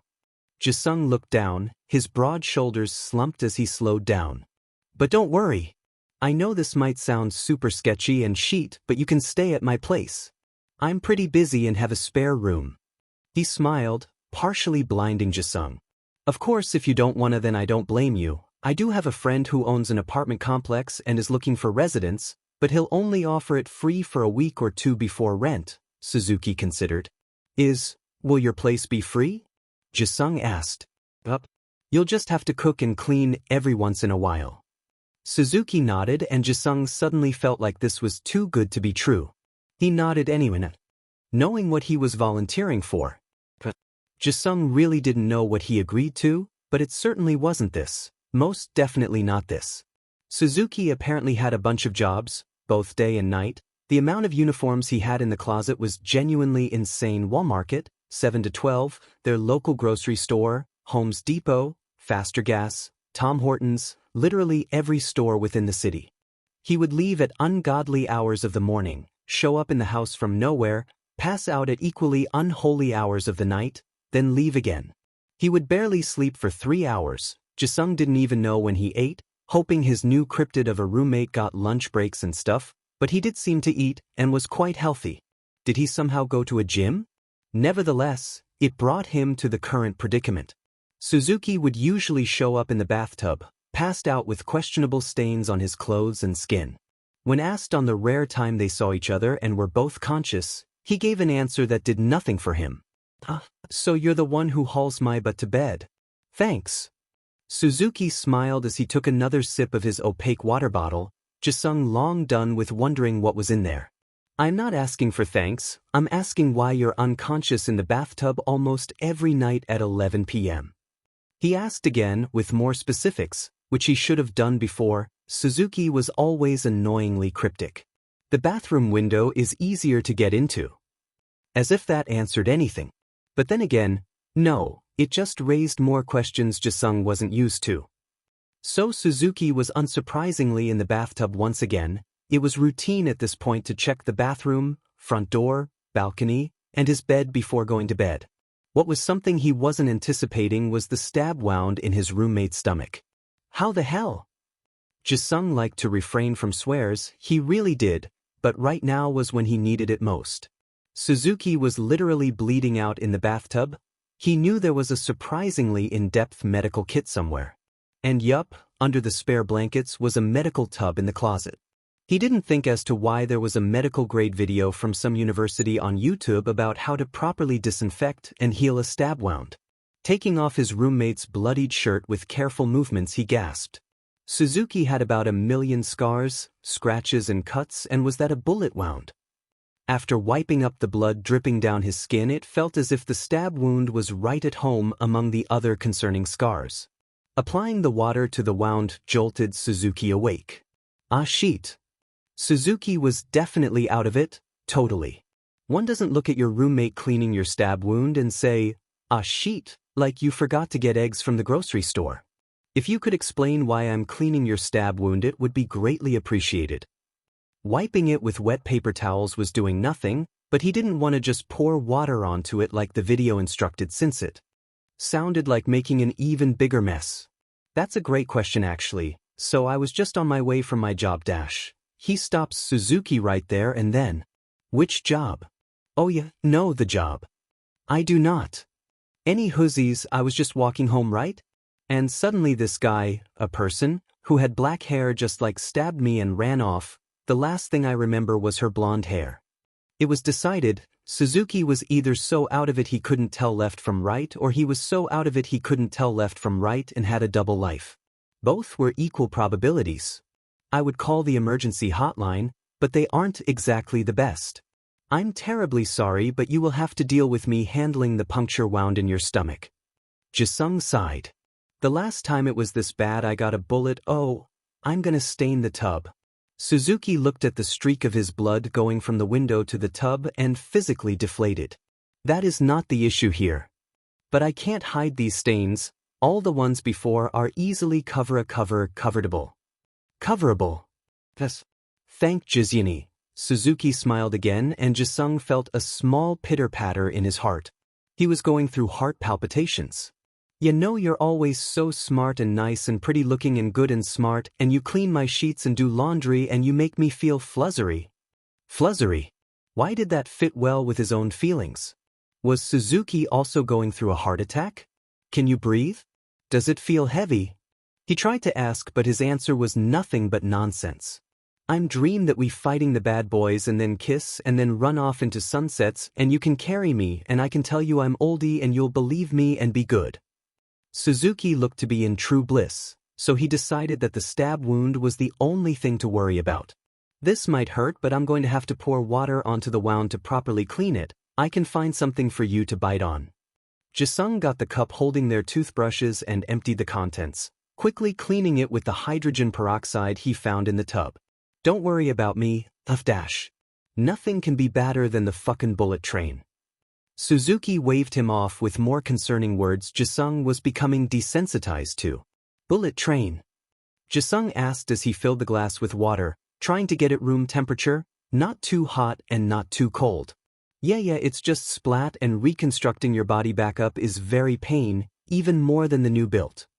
Suzuki slurred. Are you sure you don't want to bite on anything? I can get you something? Jisung asked as he brought the cup to the wound. Your tongue. Jisung ignored him and began pouring the water on to the deep gash, Suzuki looking like he barely even noticed before he passed out again, a blissful smile on his face. Jisung decided to be only concerned enough to wonder if this happened before he moved in, but not enough to ask for an answer. Thankfully, Suzuki took a week-long break. From his accumulated day jobs, and got a few friends to cover for him on his night jobs so he could properly rest and heal. Of course, a week wouldn't be long enough to heal that big and deep of a wound, but Suzuki was adamant he healed fast thanks to his meta ability. So now, he was getting his now longer hair tied up by his sketchy roommate while his black nail polish dried. Why?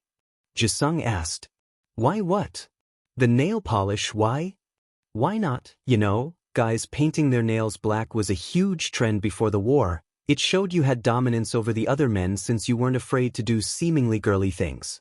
I think it also got you a lot of girls, but I can't remember. Suzuki went on, going into detail about how a guy would do a bad thing and their online presence would dwindle so they would paint their nails and wear eyeliner to become powerful. How do you know about pre-war trends? Jisung did also like history and how the world worked without meta abilities, but this was far more detailed than any website he could find. I get around. Suzuki explained with a shrug, tightening the small ponytail a bit. Right. What's your favorite movie? Mine is Monster High Boo York, Boo York. Suzuki asked, naming a movie Jisung hadn't even heard before. But that's only really because of Empire and the bad auto-tune and 'cause Caddy is hot. Suzuki added, still somehow not finished. If we are talking outfits, then 13 Wishes or Why Do Ghouls Fall in Love but Only Because of Cupid? Suzuki finished, putting way too much thought into his own question. I do not have a favorite movie. What? Suzuki seemed to think this was a very huge deal. I can work this. What's your favorite song? Suzuki began with his own answer. Mine's probably Toxic by Britney Spears. Wow, he actually had a proper answer this time, but that's only if I want to bust down, merry-go-round of life if I suddenly want a cottagecore wedding, or Futashijai no cart if I want to cry. That I also do not have a favorite song. What? What do you have a favorite of? Suzuki cried, almost knocking over the clear nail polish. I like lambs. Jisung also didn't get embarrassed, but the look Suzuki was giving him called for it. Oh, my Jisunji is so cute. Suzuki clasped his hands together as he flopped down into the couch. I also like cotton candy. And vanilla-flavored things. That was clearly the wrong thing to say. He just dug himself into the hole even further. Suzuki even looked like he would faint. Sunji, that's so cute I'm gonna cry. Thankfully, before Suzuki could go on or Jisung dug himself further down, the door was knocked at. Suzuki stood up instantly, already halfway to the door before Jisung could even stand or reprimand him that he had a stab wound and should be resting. Hello. Suzuki answered.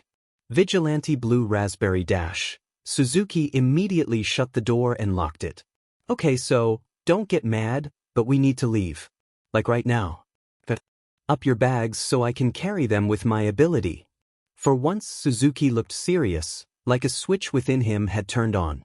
He went from his usual playful antics to someone capable of doing bad things, and Jisung wasn't used to that.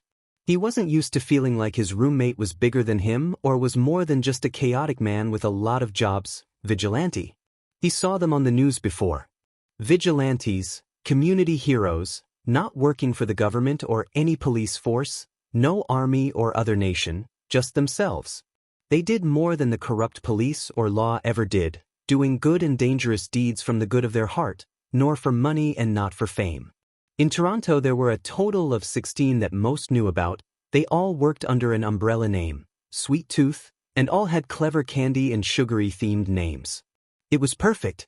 They were protection, stopping robberies and kidnappings and mugging, while being free and fun. It was like killing two birds with one stone. Nothing was more enjoyable than saying something like, Caramel stopped 4 men from robbing a bank the other day. Suddenly everything clicked. Suzuki didn't have a night job, he was saving people. He worked all those jobs for a list of reasons that Jisung could only guess: connection building, money for gear, not to raise suspicion.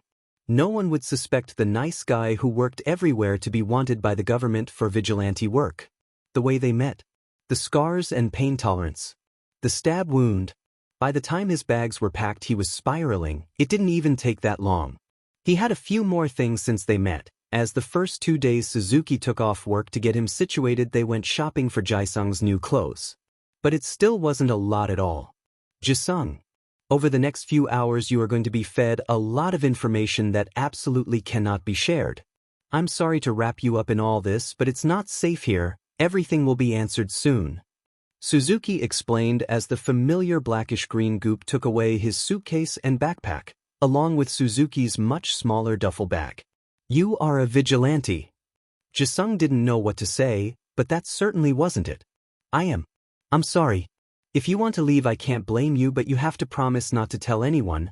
I can get you a new place and a job, but you absolutely cannot tell a single soul. Suzuki sighed, the situation taking its toll on him. I'll go with you. Please. Jisung nodded. As much as the guy was chaotic and all over the place, he was the very first friend he had made, even his savior if you will. Thank you. I'm going to use my meta ability to transport us to the safe house where my friends are waiting. Is that okay? Suzuki asked, his eyebrows relaxing just a bit. Yes. Jisung didn't even know exactly what his meta ability entailed, let alone have it be used on him. It was kinda exciting. The front door banged open and he snapped. The portal Jisung had seen so many times swirled under them. And they sank in, hearing the house being ransacked. They landed in a lobby, receptionist desk, couches, breakfast bar and everything. Suzuki grabbed his hand as he rushed to the left elevator, punched in a number and suddenly they were alone. Can you tell me where we are? Jisung asked. The place felt real, from the finicky pancake maker in the breakfast bar to the messy receptionist desk. My meta ability is called Void. It is an infinite dimension that I have complete control of. I can do almost anything in here. Suzuki explained, and Jisung felt a little hesitant telling his own. His was nothing compared to this. Mine is, it's memory. I remember everything and can transfer and take away memories. Jisung never really liked his meta ability. Back at the place he would be used for bad things, take away a person's memory about this or that, give them your most painful memory. When he looked up he could see the shine come back on his roommate's eyes. That's perfect for vigilante work. You can take a victim's memory of the abuser, even give the abuser the memories. You can give someone sad your happy memories or even memories of something they never got to experience. Suzuki sparkled. What? No, that can't be right. His meta ability was bad. He was a bad person. He could have refused the tests. He could have fought tooth and nail not to make those people suffer, but he didn't. I'm serious. A meta ability is just a tool, yeah? Can tools be good or bad? Can those tools make decisions on their own or decide their own moral compass? No, they can't. It all relies on the user of that tool to use it for good and for bad. Even if the tool was previously used for bad, that doesn't make the tool evil. The elevator opened and they walked into a large room with many halls branching off. Jisung was still in a daze with the information overload. Suzuki sighed, annoyed at something as he snapped his fingers, and suddenly they were zoomed into one of the halls, stopping abruptly at door 22, labeled as Sweet Tooth HQ. They opened the door and were immediately consumed by another portal. When they stepped out they were met with a mansion lounge, greeted immediately with a butler offering a champagne glass. Suzuki took one without hesitance. So Jisung, welcome to Sweet Tooth. But you're almost 300 years old? And you started Sweet Tooth? And you were once a part of the legendary anti-government group Ekko? And you want me to join you? As a vigilante? Jisung really couldn't believe it. He had run away only 6 months ago, found Suzuki less than 5, cleaned up his stab wound 2 nights prior, got his apartment ransacked 2 hours before, and is now being invited to become a vigilante? He wished he took that champagne glass. Yeah, pretty much. Suzuki practically melted to the couch he sat on across the table. Don't forget the French Army lieutenant, Greenland protector, and Russian pianist. Vigilante Caramel, whom he now knew as Alya, added behind them, playing a very extravagant game of pool with 4 others. My favorite stories are always of his time as a barista. Bar fights are entertaining. Another laughed. His name was Emmett, also known as Vigilante Soda. Suzuki laughed with them, setting his empty glass on the table as he leaned forward, a mischievous glint in his eyes. So, what do you say? I don't need an answer today, but I would prefer one by tomorrow. I do not have any combat training. But Lemon learned to keep her own in a fight in 4 months. Alexa, the vigilante pop rocks waved the concern off, slapping Emmett way too hard as they all watched her hit 3 ball into the nets. You'll live here in HQ with the rest of us. My apartment was just a cover so we don't need to worry, get trained by me and the rest of us, have free food and shelter and save people. Suzuki listed off, and now that he was thinking about it, it didn't seem all that bad. I'll join. Vigilante duo Cotton Candy from Vigilante Group Sweet Tooth have just completed their 4th government raid in a month. The woman on the news began, the picture at the top showing the 2 vigilantes helping a very bruised and bandaged girl out of a flaming building. These 2 vigilantes, Blue Raspberry and Pink Vanilla, have been doing rounds of uncovering the horrible truth of our government. Buildings called meta-specialization and truth discoveries all over the country have been used to illegally test meta-ability users and their powers. The woman explained, these facilities have been discovered to be in human prisons. The people there are referred to as numbers and experiments. While the guards and scientists who work there get proper treatment and housing these victims are subject to gut-wrenching torture and improper treatment like being forced to eat rotten food. A stream of pictures showed up, showing blood-stained cells with nothing but a bucket in the corner, rooms resembling something akin to a torture room with dental chairs with straps, and other horrible things like the disgusting bathroom and plates of rotten food. Our team got a word with these 2 vigilantes. The screen changed to a shaky camera and trembling reporter trying to catch the attention of one of the vigilantes guiding victims to a medical truck. Blue Raspberry noticed and walked over to the nervous reporter. Do you need something? The vigilante asked, their face covered by a white gas mask and a sparkling blue visor, their voice distorted just enough to not recognize their true identity through a voice module in the mask. Could we get a word with you and your partner? The reporter asked. You can get a word with me. Pink is still checking the building for any victims. All right, so Blue Raspberry, can you tell us why you do what you do? Oh, well, in terms of overall vigilantism, I've lived a long life and have seen a lot of horrible things, but I've also seen people rise up against those bad things. Here in Canada, you just have to look for the bad, and it's not that hard to find. I was able to find it, round up some friends and stop it as much as possible. Blue Raspberry explained. And for your focus on the MSTD? The reporter questioned. Oh yeah, actually Pink Vanilla was once a victim of the first facility we took down. They told me and we decided that stopping petty crimes weren't going to change much, so we went for something bigger. Blue Raspberry motioned to the flaming MSTD facility with blue gloves. Pink Vanilla came to them, char on their mask and the left sleeve of their light pink hoodie burnt off, showing a lanky but defined arm. Welp, gotta go get the victims to our HQ, so toodles. Blue Raspberry waved and they took the hand of their partner and walked off. What? Suki looked so cool.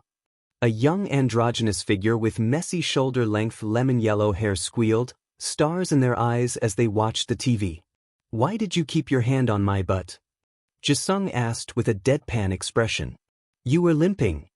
Suzuki ignored the jab to his ribs by his boyfriend's elbow. The rest of the vigilantes laughed at the antics of their power couple. Cotton Candy, where the 2 leaders of Sweet Tooth, Blue Raspberry had the strength and charisma and Pink Vanilla had the intelligence and resolve. Sweet Tooth had grown and was now known throughout most of the province of Ontario. Other vigilantes had shown and protected the country, taking care of the MSTD facilities near them and other issues. The government was still furious, trying to get hot on their tail with futile attempts. Which is why no one expected a thing. 2 days later the HQ was raided, all windows and doors broken and the entire mansion ransacked. The vigilantes all captured in their sleep, unconsciously dragged to some unknown place. Where am I? Suzuki blinked awake, his body feeling like bricks and mind fuzzy. He noticed the ropes first, tying his limbs to the plastic chair he was on, then the cuffs, thick metal cuffs covering his wrists to elbows, then the neck cuff, another thick metal practically melted onto his skin. Then where he was, an abandoned, no, this was the first MSTD facility they took down. Suzuki Iku. You're awake. A random deep voice came from behind him. Finally he noticed. He tried and tried, but the door was too small. a rat could get in but nothing bigger. He didn't know if it was something else or the cuffs, but it wasn't good. It seems like you've also noticed. The voice had a glint of amusement. We drugged you, all of you actually, a special drag that slows the signal your brain sends for your meta ability to start to the rest of the body. The neck cuff helps, but without the poison it's practically useless. The voice now laughed as it explained. Suzuki could handle that.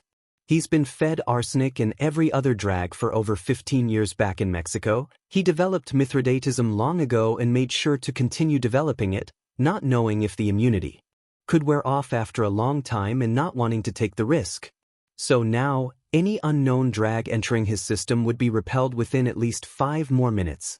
The effect would wear off and he could save Jisung and his friends. He could live a long life for the first time, so he couldn't stop now. He wasn't even 30.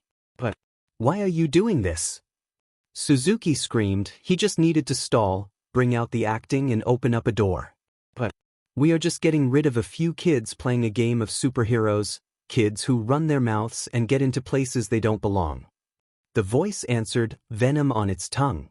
I think that's more of an ISSU, not an ISS me, because maybe if you actually did your job protecting your innocent citizens, then we wouldn't have to do what we do.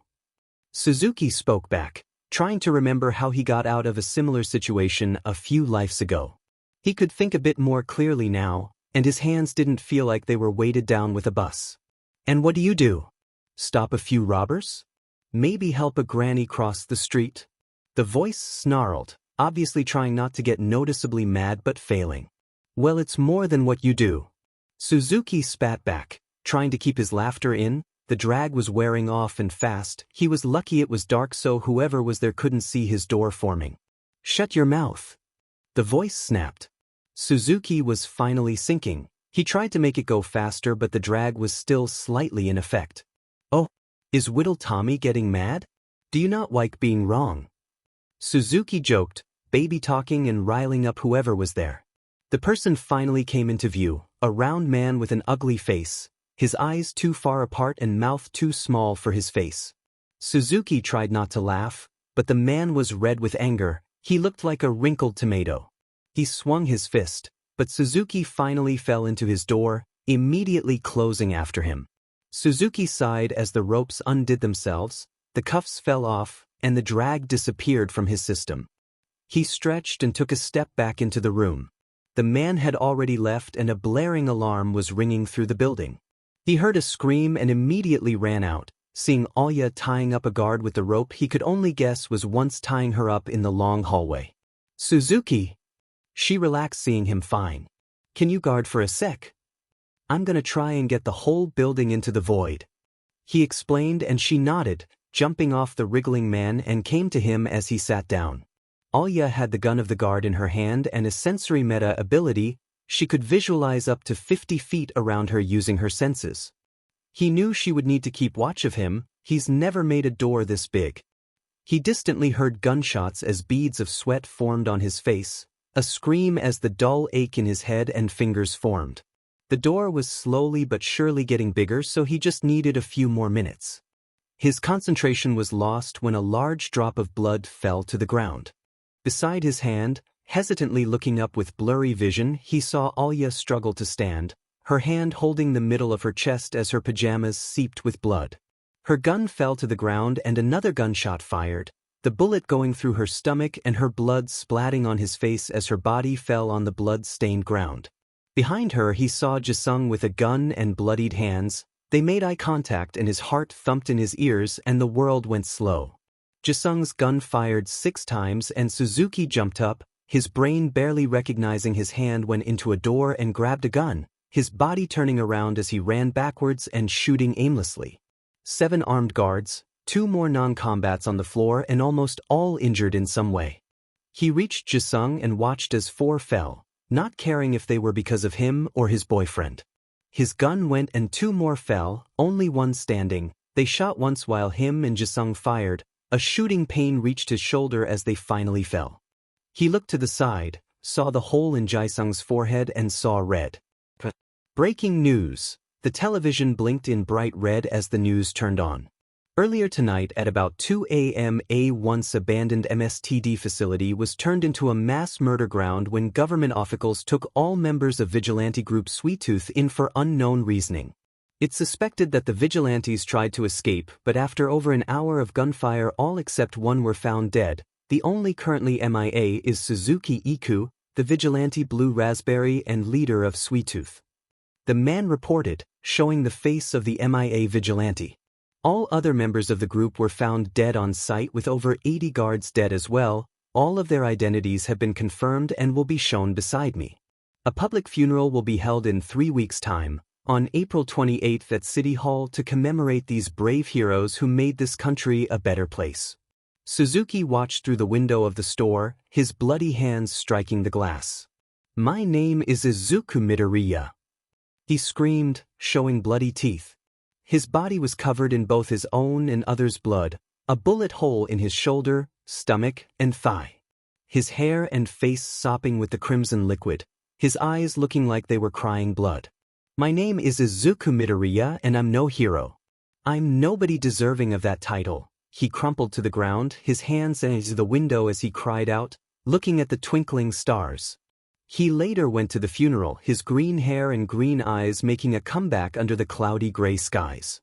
He didn't look at anyone, not even at the agonizingly familiar hair and presences. He wished Jisung could see who he really was, that he didn't have to die not knowing his real name. He wished he could kiss him one more time. Izuku lays as a lump under the blankets, his room a mess with clothes and items all over the floor, a laptop, phone, and Nintendo Switch scattered on his pile of blankets. His kitchenette sink was overflowing with dirty dishes, the counter dirty with crumbs and stained with spills of unknown liquids. His concentration was lost when a large drop of blood fell to the ground beside his hand. Hesitantly looking up with blurry vision, he saw Alya struggle to stand, her hand holding the middle of her chest as her pajamas seeped with blood. He groaned and shifted in his bed, the blanket uncovering tear-stained cheeks, deep dark circles, and long greasy green hair. His skin had paled immensely and his body became skinny. He blinked and suddenly the blue sky was gray, the light dimming until his eyes were comfortable looking at the white ceiling. His stomach growled and a bowl of cut red apples appeared on his lap. He looked at them with swollen eyes and they suddenly melted into ice cream. Sitting up, he brought the newly materialized spoonful of vanilla ice cream to his dry mouth and swallowed. I also like cotton candy. And vanilla-flavored things. He looked down and saw bloody hands, blinking, and the red liquid was gone. He sighed and his hair was moving back, as if invisible hands were brushing it back into a ponytail and taking the hair tie on the bedside table. His hair now out of the way and tied up, it was still long, reaching his shoulders even when tied back. He would cut it, but he couldn't imagine a new hairstyle. He never liked the feeling of his hair being super short, and while he did like when it fell over his eyebrows and was a little longer in the back, he had it all the time. He would also clean it, but he liked to have it be done in real time, not just a snap and suddenly his hair was washed, but that took time and effort. He set the empty bowl onto the pile of other ice cream bowls on his bedside table and looked around his room. He could clean it, and he probably should, but its messy state felt nice. If it was clean it would feel empty and he needed whatever distractions he could get at this point. A knock on the door brought him out of his brain and he mumbled a "come in," knowing exactly what it was. The door opened and his assistant walked in. They wore a gray suit with painful-looking black stilettos, their skin was misty black and they had no face or defined body outside of the clothing they wore. They held a large iPad in their left hand. Over his time here he tried and trained his entity building, trying to create something that was human enough to be comfortable but not human enough to be familiar to anyone. Entities in the void were odd. He didn't really have a distinct control over their every move like a puppet master to a puppet, but more of the authority of a boss. He could influence their decision and ask them to do or not do something but couldn't actually make sure it happened. Plus he had to teach them how to act. He relied on a multitude of books to do that, but books couldn't really make a non-human a human. He tried to make a cat once. It was horrible. It somehow got a hold of a medical book and proceeded to tell him how his thighs needed to relax and that his biceps weren't properly stretched before his workouts. Because entities were not human and not alien, not ghosts nor monster, They were just there so they didn't have a gender. Izuku liked to keep them as androgynous as he could and let them decide what where or their name. Izuku, you cannot have ice cream for breakfast every time. They crossed their arms and despite not having a face he could tell they were unamused. Han, please leave. Izuku sighs, they do this every time. Izuku, I was reading up on your symptoms and I think you have post-traumatic stress disorder and depression, which can be helped by creating a daily schedule. I think you need to go out and live one of your happiest lives. Han walked to his bedside table and grabbed the pile of ice cream bowls, bringing them to the sink. What's the point of going out there when everyone I know is going to die somehow?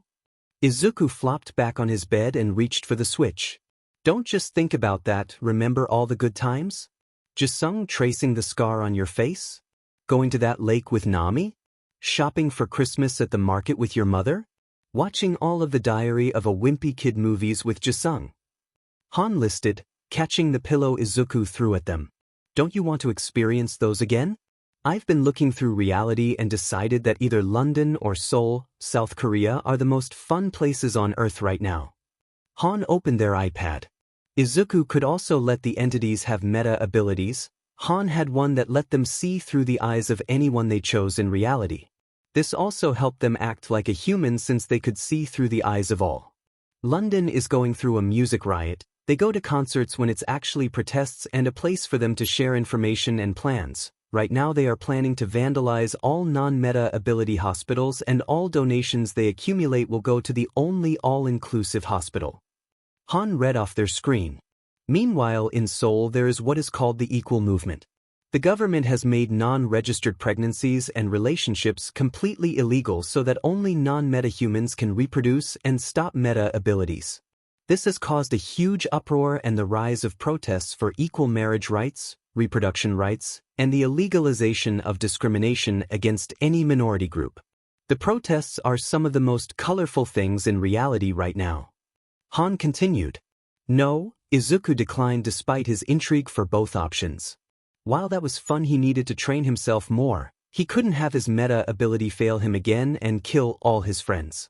He needed to at least make a door 200,000 square meters big.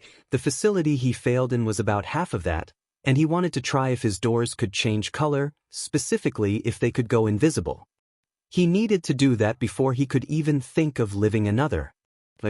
Izuku, it's going to be a gradual process, but you can't lay in bed for all of eternity while reality burns and rots. Now, you are going to get out of bed and at least make that Gatorade bread you saw on Tumblr once. Han reasoned and Izuku groaned, pausing Animal Crossing and sitting back up. Han was right as always, the world needed him. He already heard enough times hearing from them about how Canada has gotten very progressive within his 15 reality years absence. A new government being voted in after the last had been assassinated. Gatorade bread making it was. Degree. He sunk into the water of his bathtub, a pink bath bomb fizzing around the surface and dyeing the water sparkling pink. He took a large breath and dunked his head into the warm water. If you could explain why I'm cleaning your stab wound, it would be greatly appreciated. Wiping it with wet paper towels was doing nothing, but he didn't want to just pour water onto it like the video instructed. He felt the scar pigment itself onto his skin at the memory. My name is Jisung. He looked the same age as Suzuki, about 20, but was tall and lanky, some muscle mass but not enough to be a defining point of him. He had buzzed down baby pink hair and golden brown eyes. While Suzuki wore a regular tee and athletic shorts, he wore dark pants and a big hoodie. He also had a small backpack that was thrifted or from the homeless shelter. The children's show-themed backpack looked a little out of place. He came back up for air, deeply inhaling and exhaling. Han? He asked and they walked in. They wore a black slip dress tucked into tan pants, showing more of their wispy body. Yes, Izuku? They asked. They both didn't care about the fact that Izuku was blatantly naked. Han didn't understand why humans got so embarrassed over their own bodies, and Izuku decided that here in his void he didn't need genitalia, as they were not needed and a main contributor to his body dysphoria. How is Canada? In terms of the war, vigilantism, government, and stuff? He asked, swiping the water out of his eyes and his sopping hair out of his face. They have withdrawn all troops and war personnel from all countries to aid the non-meticide and instead send peacekeeping troops and aid to countries most affected to help victims and those most in need. Vigilantism is quite popular and its influence has bled through to America, Europe, and some countries in Africa. The government has loosened its hold on vigilantes and has publicly aided them. While the government still has facilities for testing meta abilities and what they are, they have turned much more humane and more like a hospital or something similar. Sweet Tooth has publicly been thanked and apologized to on national television by all 3 prime ministers since its disbandment, and statues of all members are currently being built in both Toronto and Ottawa. Han quickly listed. "Meechum, when will those be finished?" he asked as a gentle smile formed. On his face, he was glad their efforts would not be wasted, that Jisung and the others would not be forgotten. It's estimated to take 4 more months for both cities to be done with their construction. Han answered, and Izuku sank further into the tub with a relieved sigh, its walls molding perfectly to his back so as not to cause him discomfort. Degree. Months later, Izuku and many others fled to the park the statues sat on in Toronto to see the final product, and it did not disappoint. In fact, he saw other national heroes in history the government usually forgot, like Indigenous and other BIPOC legends, along with all 18 members of Sweet Tooth. How they found the 2 unknown and hidden hackers, Nerds and Grape, was a bit concerning, since they were not taken during the raid or stayed at the mansion. They all wore their vigilante costumes with their masks and visors off, showing smiles and emotions. In front of every statue was a small plaque naming who they were both in and out of costume and their roles. Him and Jisung stood tall on a pedestal, smiling and holding hands, and their free hands reached far ahead, as if they were showcasing the city they protected. His plaque stated that he was Suzuki Ekko, Blue Raspberry, and the leader. His last known location was in front of Gigi's store of electronic goods before he vanished, along with his major achievements like the taking down of facilities and the trafficking ring under the guise of a small inn. Jisung's was similar, but he died hugging a small picture of his boyfriend and soon-to-be fiancé, as they found a ring and ring box during the raid.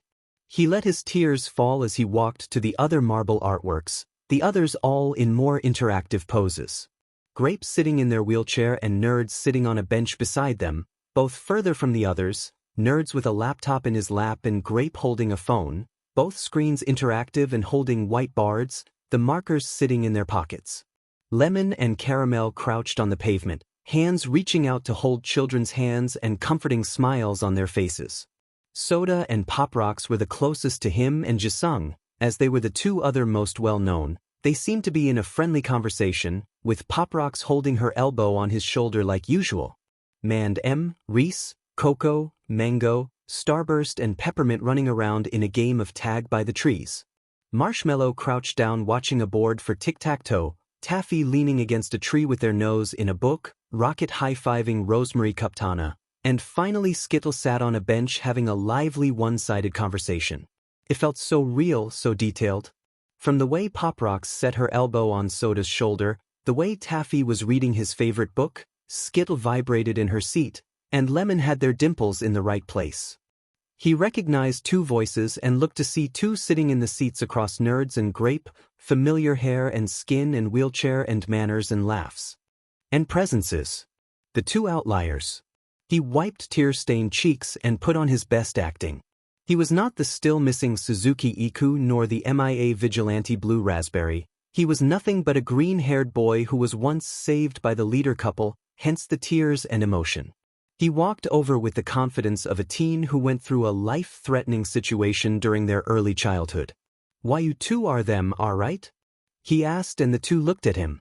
Pink and yellow eyes locked onto his own, and he never once felt this compelled to just crumble onto the pavement. Nerds, Alvis nodded, his blonde hair now cut short, and Grape, Crystal smiled. They both weren't the biggest talkers. "Thank you. If you can, could you tell Pink Vanilla how much we miss him?" He had a script, one he had planned immediately after spotting the 2. Yet now that script was out the window. Wonderful. The 2 now grown adults looked at him in confusion. One of them hummed. He didn't know who, he never really did. "If you could, tell him that Izuku Midoriya misses him a lot, and wishes he could have been more honest." He bowed and turned to walk away. ears straining to hear the quiet conversation behind him. "Isn't that name familiar?" Crystal asked, and Alvis hummed, both of their minds undoubtedly going a mile a minute. "Didn't Suzuki scream that name?" In front of the store dash, Alvis jumped up, the realization dawning on him. It was an electronics store. Of course it had audio to the footage. Stupid, why had he decided to kill every guard in the facility and run out into the city before he went into his void? Maybe then he wouldn't be bleeding out and woozy as F, and reveal his real identity. Crystal realized seconds after, both looking at the direction he left, but all they saw was the heel of his shoe walk into his shrinking door. Well, he did feel a lot better now, knowing that they wouldn't go forgotten. Plus, he had another place to go. The museum had a new wing, the historical figures wing, and there was a small room for them. It held their gear and small items collected from the raid of both HQ and the few individual apartments. Right in the center of the last display case was the ring. Behind it was an image of the two together from that news channel, when they finished up the facility. They looked at ease. Despite the face coverings, everyone could see the joy in their faces. The ring sparkled, but he couldn't see it well enough with the gleam in the glass. He looked around and glad it was empty. Taking a deep breath, he reminded himself that it wasn't the first time he'd done something illegal, plus the ring was for him, right? A small door formed over all three camera lenses, making them see an identical room with an entity identical to him looking at the ring and continuing to look around. Another formed so his hand could phase through the glass and grab the ring, quickly replacing it with an exact replica. He stored it safely in a new display case in his closet before removing his hands and doors. He walked out with a small hole in his heart filled once again. Degree. Izuku sat back in the field, the sky a vibrant pink, so he knew he was in the void. His hands trembled and he set them on the dirt ground, the yellow grass soft and silky under his touch. Gunshots as beads of sweat formed on his face, a scream as the dull ache in his head and fingers formed. The door was slowly but surely getting bigger, so he just needed a few more minutes. His concentration was lost when a large drop of blood. He closed his eyes and exhaled, his body relaxing as he forced images of the movie dates and rescue missions flooded his mind, replacing ones of collapsed buildings and a black dress and gunshots. His fingertips began the dull throb, working up to his palms and wrists as the door below him widened, its default gooey black and green swirling open as beads of sweat formed. Last time he passed out at 167,098 square miles. The time before 143, he felt himself pass the mark and the throb reached up his spine and into his neck, amplifying the already formed headache. Dark spots clouded his vision as the numbers grew higher and higher, reaching his goal by a hair before he flopped down unconscious. He continued to do this every day until the headache stopped forming and he could go past his goal without the fear of passing out. He would start controlling details about the door and eventually it would be just like any other door he used. Changing the door color was surprisingly simple, it just took a lot of brain power at first. He first made it completely black, then green, which were easiest, then blue and gray to purple and pink all the way to blinding white and completely colorless, invisible. It took only a few hours to get the hang of it, and within a few days he could change the color at will, make it change colors and even be multiple at the same time. It was pretty fun seeing a bunch of multicolored doors in the field, like a weird print of polka dots. He smiled, walking through a door and into Korea. Izuku Midoriya, Life Year Seoul, South Korea. Izuku laughed as they weaved through back alleys and bags of garbage, hopping over a metal fence and sending one last kiss and wink to the poor out-of-breath officers previously chasing him. He secured his bag to his shoulder and climbed up a fire escape with white-gloved hands to the rooftops of the city. From there it was easy to hop and run over to the nearest billboard. The next morning the once dental billboard with a healthy dose of propaganda and meatism, that was the new official word, discrimination against metahumans, now covered in a rainbow behind the sign of the equal movement. A circle with all of the gender arrows and a black star in the middle, while it was complicated with the arrows it got the point across. You could be anything and join the movement, no matter gender, sexuality, race, religion, age, background, meta or not. Izuku had the great pleasure of being the poster person of the movement, along with being one of the best graffiti artists there. The movement, while not being an organization or group like the now legendary Ekko or Sweet Tooth, it still had an organization-like approach. Small factions of people for different things to spread their numbers and reach, and distract from the main group. He was in the art section, and while he was certainly capable of being in the main group, he refused when offered. Memories of being someone important to a lot of people still clouded his mind. He giggled as they sat on the ledge of a building, eating his kimbap and banana milk, watching the reactions of the people on the street. People not involved with either side usually chose to ignore the destruction around them. Another march was echoing through the area from a few neighborhoods away, and most government-affiliated buildings were thoroughly vandalized and painted on, yet they chose not to look. It kinda ticked him off, but when the woman below was trying so hard to not read the movement's slogan on the building right beside her, it was very amusing. Ignorance was bliss. It was Izuku's job to take away that bliss, to make them look, make them think and realize that they were a part of the problem. The poster person part was another bonus. He was the only one who could easily dodge any officer or official who recognized him, meaning they could do their work without the fear of arrest. He also maybe altered his looks again to fit perfectly with the movement. His hair was bright white with small chunks and bits being colors of the rainbow, eyes a glittering pink, and a small birthmark on the back of his hand scarily resembling a heart.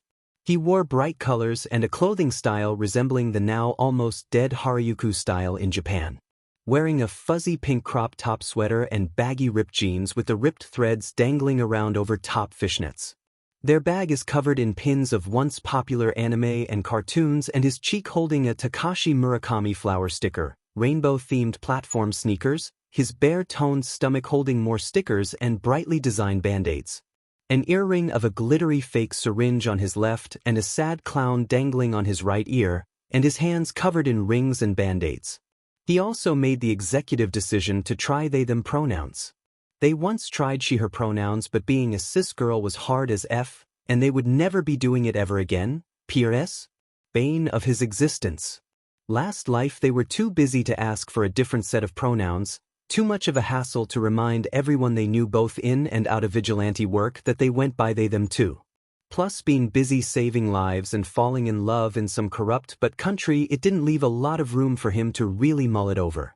For the first in a long time he felt truly like himself, the last time being his discovery of his love for suits, which he still loved.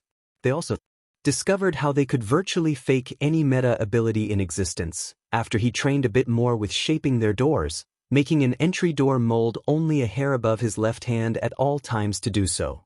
They faked their meta ability, and it was now trip, which caused anyone he wanted to see the biggest trip or fever dream of their life, like being on drags and a cartoon world like Adventure Time or Steven Universe simultaneously.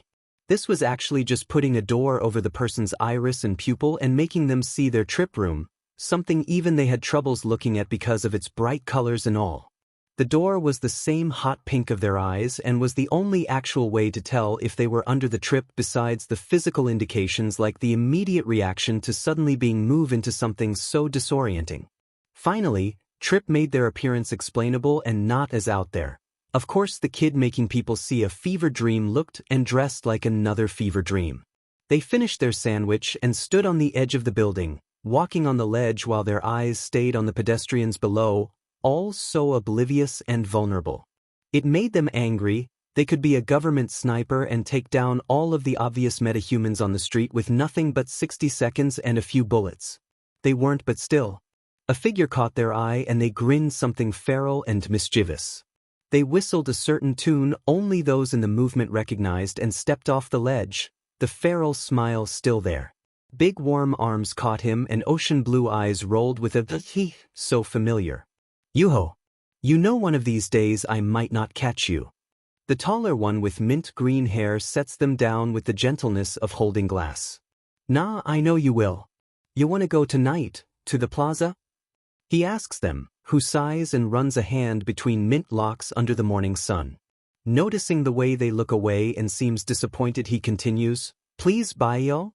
The plaza is never fun without you.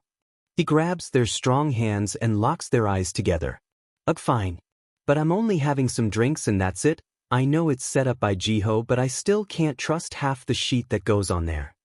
Yuho smiles and kisses the back of the hand they are still holding. An old run-down building deep in the factory sector of the city booms and glows with loud music and bright lights. It obviously looks like a factory itself, but the interior disagrees with that statement, its layout resembling a very rich and very large frat house. Immediately entering, Yuho runs off, leaving Baiyal to sigh and walk to an empty corner, dodging the drunk and drugged expertly. Baiyal is painfully used to this, going with Yuho to these stupid parties and being left behind. The parties are well known in the movement, while holding purpose for the Jugun faction to kill or seriously F up some random politician or CO. It was also for the rest to let loose. Drags and alcohol were very illegal, so some argued it was a different form of protest, but Baiyal knew this was bullshit. Of course they had to F up and fall in love with the most popular person in the movement. Yuho was the number one at every party, number one drinker, druggie, number one person to talk to, laugh with, kiss, touch, enjoy. He was the most popular, funniest, coolest, and biggest enjoyment in these stupid parties. They watched the love of their life take a hit of a random blunt move in their face without a second thought. His eyes slowly turning red and body far more relaxed than one should ever be at a party of this size. A man came from nowhere and began running his hands through his hair, causing Yuho to purr. They couldn't hear, but they knew that was his reaction to anyone touching his hair, and mold into the couch.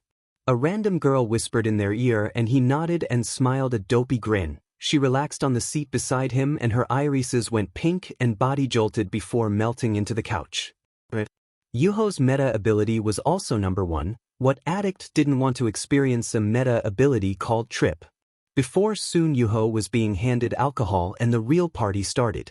As always, Yuho got high before and after getting drunk, only taking bongs, blunts, edibles, and lines before and after the vodka, cocktails, shots, beer, and champagne. He took a few pink-colored shots and ran to the dance floor, people already noticing his presence and surrounding them. Baiyal saw him giggling as people grinded all over him, biting roughly into soft skin and suddenly looking away. They hated this. All of this. Watching Yuho sway and smile under the flashing lights, knowing they weren't the one who put it on him. Knowing they weren't the only one to see him in his big white crop top and leather pants with the sides of the hips cut out. The pants were so tight it was like they were painted onto his skin. They weren't the only one who got to smile and laugh and make memories with him. It killed them knowing that. They joined the movement after their last job 3 years ago refused to use the proper pronouns and name them, which led to a big fight and them slamming the door in front of a bunch of customers. They heard chanting outside of the apartment they now had no way of paying for and saw it. A protest, loud and bright and obnoxious. People had water guns and a stolen vandalized fire truck sat at the back. On the very top of the truck was quite possibly the most ethereal person in existence. They sprayed people with the mist from a hose with a big smile. At the time he was wearing a baby blue bodysuit, low-waisted holographic pants, bright red sneakers and their long hair hiding the band of the baby pink cat ear headband. They made eye contact and the beauty winked and blew a kiss. A year after they joined they officially met Yuho. He had cut his hair a bit shorter and learned that Yuho was 17, 2 years younger than them and the poster person of the movement. Baiyal didn't want to say it was love at first sight, but that second time they met they had the very sudden urge to kiss him. They didn't, of course. Yuho was a minor and they were practically strangers. So here they were, in love with their best friend in the most high school-esque party in existence. The only difference was that at least 2 people would be dead by morning and at least 10 there would be responsible. Of course they didn't even think about the fact that one of those targets would go haywire after figuring the party out, nor the gun being pointed directly at them. Not even the way the man was their old boss. They should have figured out that place was a front for something bad. The place was sketchy as all hell. Han was totally right. He was happy and alive and the thrum of the booming beat under his skin was something they would never get bored of. He walked into Korea expecting good things but not anything this fun. He barely registers the hips digging into his backside nor the tongue liking up his neck. They built up a large tolerance to drags and alcohol, but these parties always make him go above and beyond.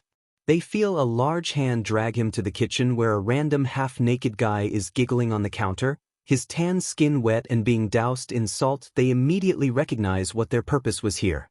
Body shots were always fun, especially when he was the one on the counter, but whatever, he licks up the salt off the glistening skin and greedily takes the shot of tequila all the same.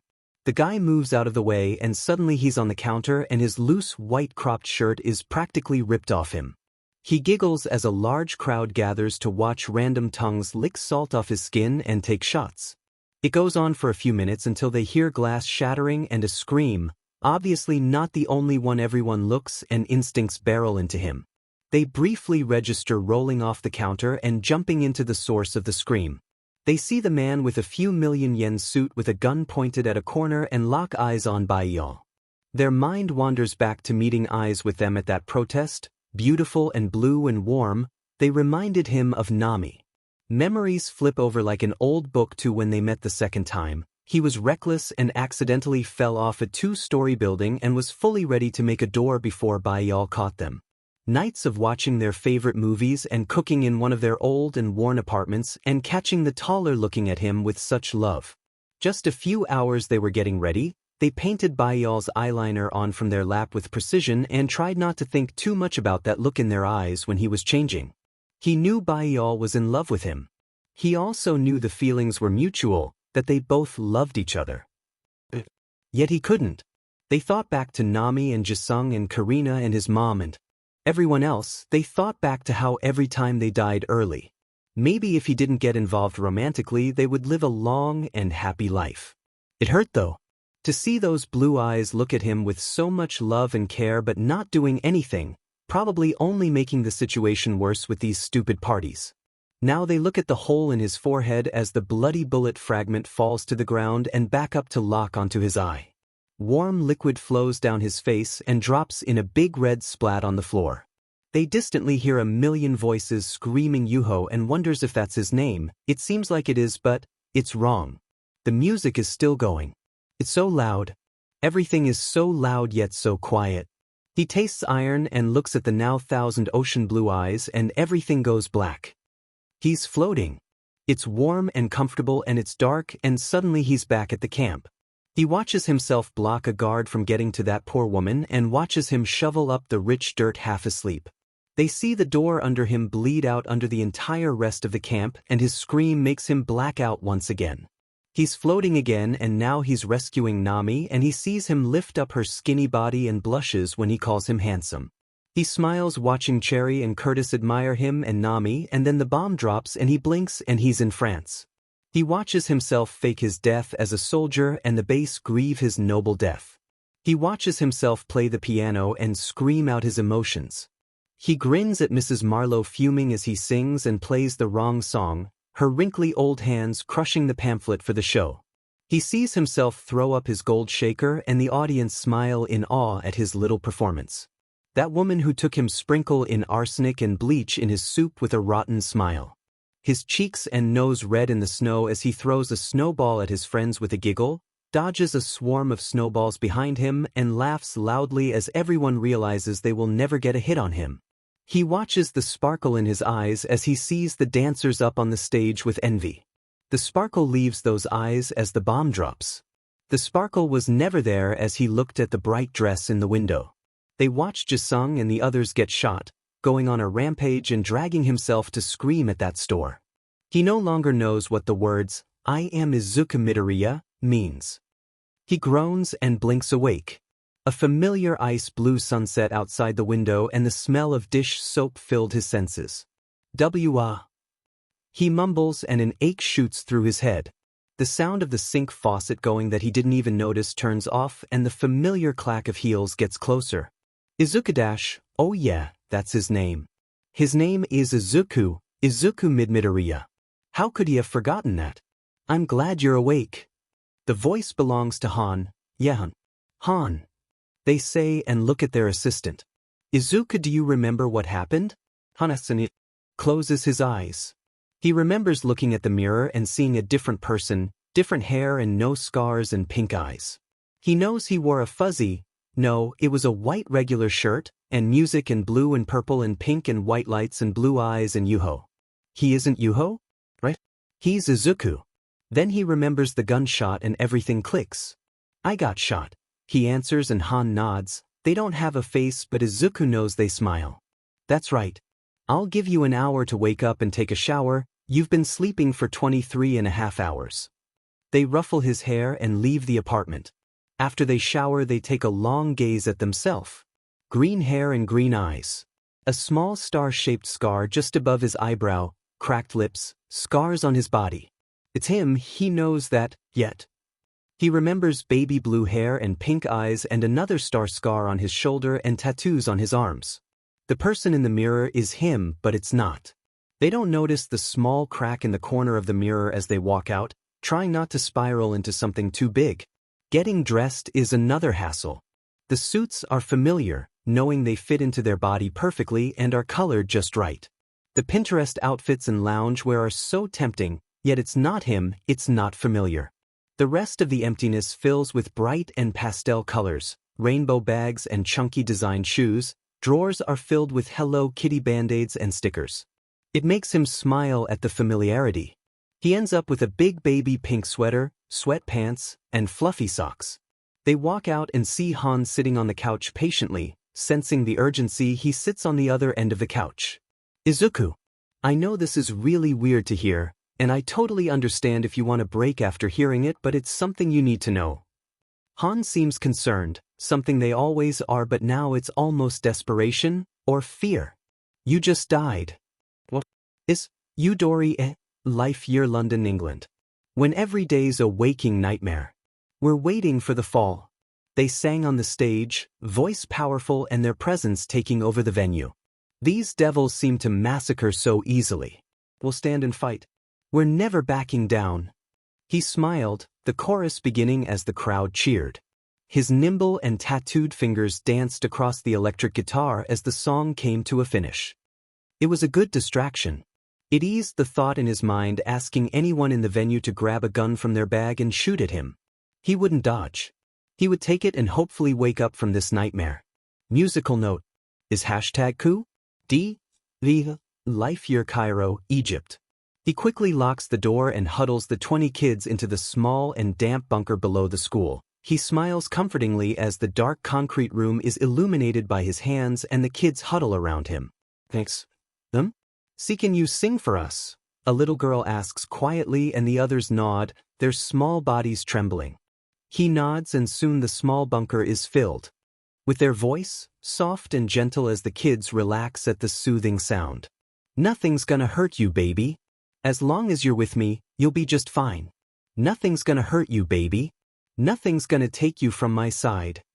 He knows it's a lie, yet sings it anyway, voice unfaltering as the building rumbles with gunshots and grenades. He tries not to tremble too, tries not to remember the bullet through Jaisung's forehead nor Nami's and Karina's cold bodies. Try not to open up a door right then and there because it's going to be okay and they are lying to themselves. Tries not to shoot himself right there in front of all these already terrified kids. He and Nami and Jisung and Bai all saved lives, so he came here to do the same, but it's so much all at once and it's so loud and so wrong and he wants to leave. They just wanted a distraction, but not one like this. Is almost equal to is almost equal to is almost equal to. Is #.u. D. Re-Carida. Life Year Vegan, Philippines. He walks through the street market, waving at vendors and petting the neighborhood cats. He doesn't remember why he's here or what his purpose is, but he does a great job hiding behind a bright smile he doesn't know it belongs to. Was it Izumi? Or Suzuki? Or Yo? Or grab a gun and shoot yourself. Do it. Grab a gun and watch these people see you fall to the floor in a puddle of your own blood. Go up that building and jump off.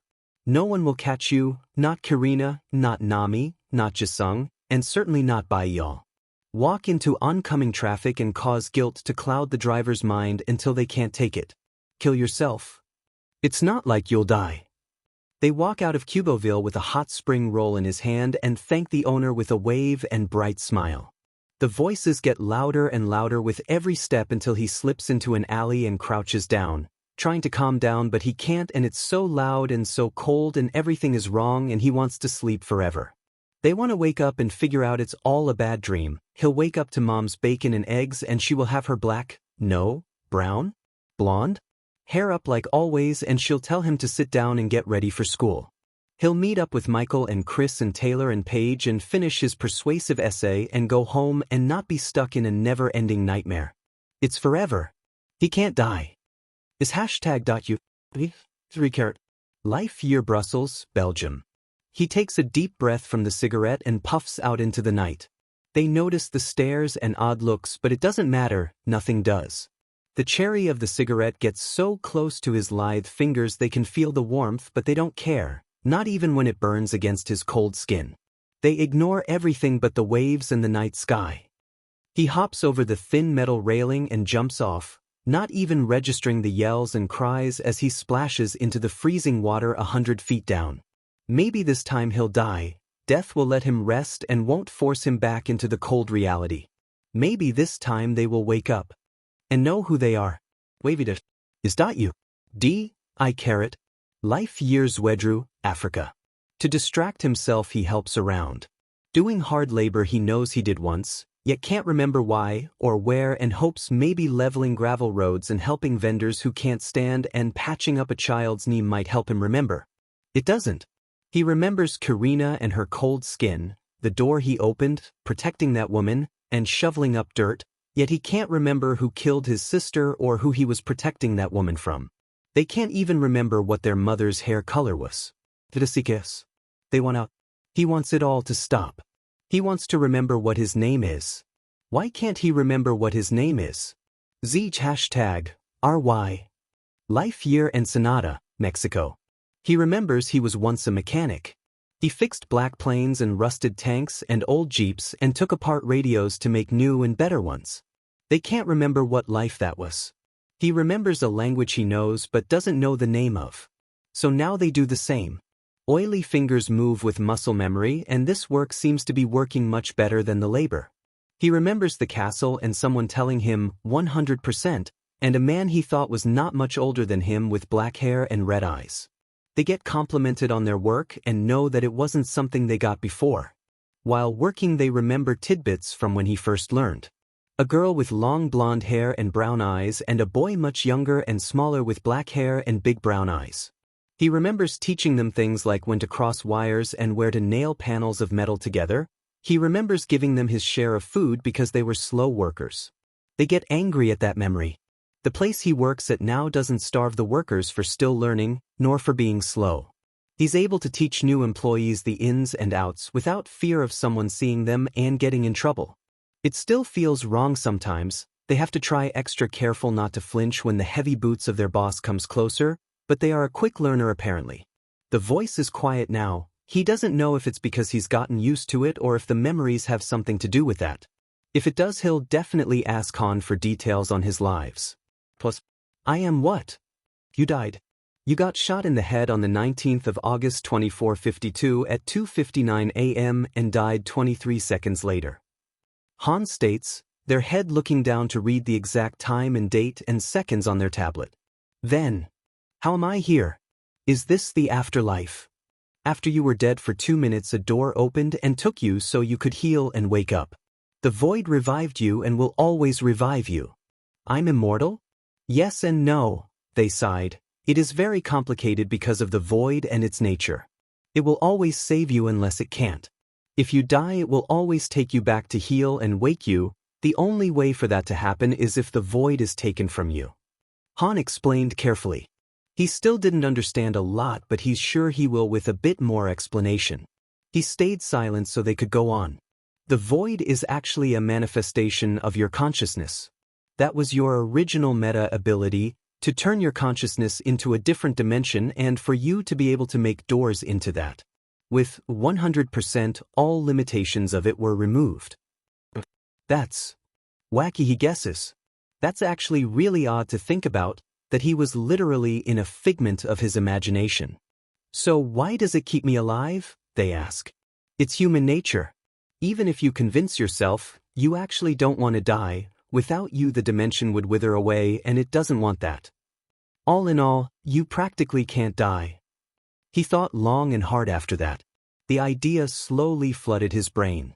He no longer had to be afraid of death, nor the idea of putting his life before others. It was a big and scary thought, being immortal, so he distracted himself. His distraction was a simple question. Who is Izuku Midoriya? Degree. K%. Life year Tianjin, China. He sits at a round table and grins at his hand of cards with a cigarette in his mouth.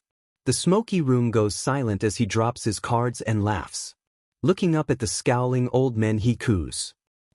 Are you mad, 'cause this little kid beat your butt in poker? He pouts as he takes the pile of cash, only pausing when one pulls a gun from his suit jacket and points it right at his head. They don't flinch. Why should they? Now let's not be hasty fellas. I won fair and square, even with the 2 cards hidden up Blondie's sleeve and bribed dealer, which no hard feelings, being a single mom is pretty difficult. He offhandedly comments, black-gloved hands lifted in playful surrender. They still don't care about the gun pointed at them, definitely loaded and definitely with the safety turned off. The 4 men huff and puff and grumble and stand, knowing that their attempts were useless with him. They tried before, but the eccentric and mysterious figure going by the name Blue always won no matter the threats or cheats you pulled. You could try to fight them or shoot, maybe even comment on their fashion, but it was futile, guns would never go off and anyone who declared a fight on Blue never showed up again. Let's be honest too, receiving the roast they gave when insulted was ego-crushing and embarrassing. Not even the most hardened criminals would willingly put themselves through that. So, Blue would sit at poker table 7 every Friday night and the seats would automatically fill with newcomers and veterans alike waiting to get there but beat by a baby-faced demon in a dress and gloves. Tonight is just the same. Table reset and cards reshuffled as Blue's duffel bag of cash got heavier and heavier. A single person sits on the seat across from them and Blue instantly knows who it is. They ask for 2-person blackjacks to be set up at the revelation. Shigaraki. Izuku. The room is silent as the 2 figures eyed each other up. The tension thicker than the sharp cigarette smoke and authority in both figures enough to back off any forming crowd. Unknown to anyone in the room, they were looking at a battle against the 2 oldest humans in existence who met almost 500 years ago. You owe me a favor. One I need now. Shigaraki starts. He's older looking now, only barely, long black hair now cut short and red eyes hardened. Izuku couldn't help but think that the man in front of him must have had a much different 300 years than they did. Oh, and what might the great and powerful Shigaraki Midoriya need from his little half-sibling? Izuku hits and is dealt another card. He wins the round.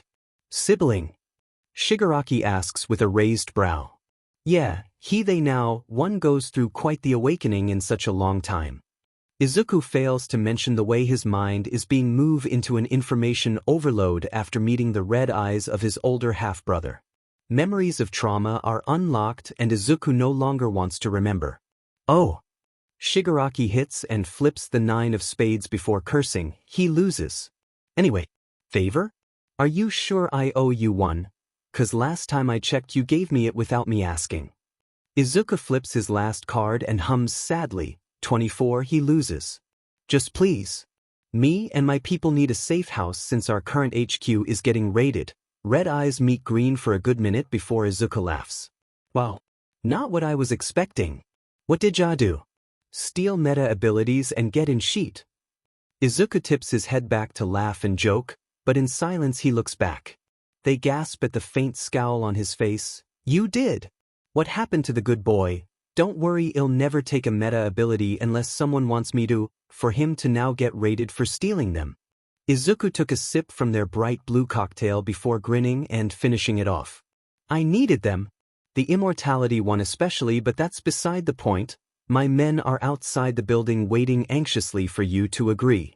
Shigaraki wins the round and tries not to lose his temper. I don't think I heard a single please in this conversation. Izuku finishes off his 3rd cocktail and forgets about his cards. Shigaraki decides to ignore the way he's eyeing up the waiter bringing the blue drinks to him. He sighs. Please, Izuku? He distantly wonders if this is actually just a huge mistake contacting Izuku, but he finally got wind of his location and was in the same city for the first time in a few decades and was in a bad spot. Izuku really was his only way out here. Oh well, fine, just 'cause you asked me so nicely. Izuku smiles and chugs down his now fifth drink and passes his number to the waiter. They stand and stretch, placing a few $100 bills, and drags his brother to an empty hallway. Both their feet sink into black goop and they land in the gross alleyway beside the casino. Shigaraki leads them both to a limousine and Izuku grins, not even bothering with Shigaraki's noises of surprise as he opens the door and slides into an empty seat beside the door, and their brother follows closely. The 10 people look in shock at the two. A boss? This is your last resort. A woman with a high ponytail of orange hair questions, and he sighs. Of course they don't understand that Izuku is one of the only 2 people on Earth whose meta ability he can't take away, and maybe the one person he can't defeat in a fight.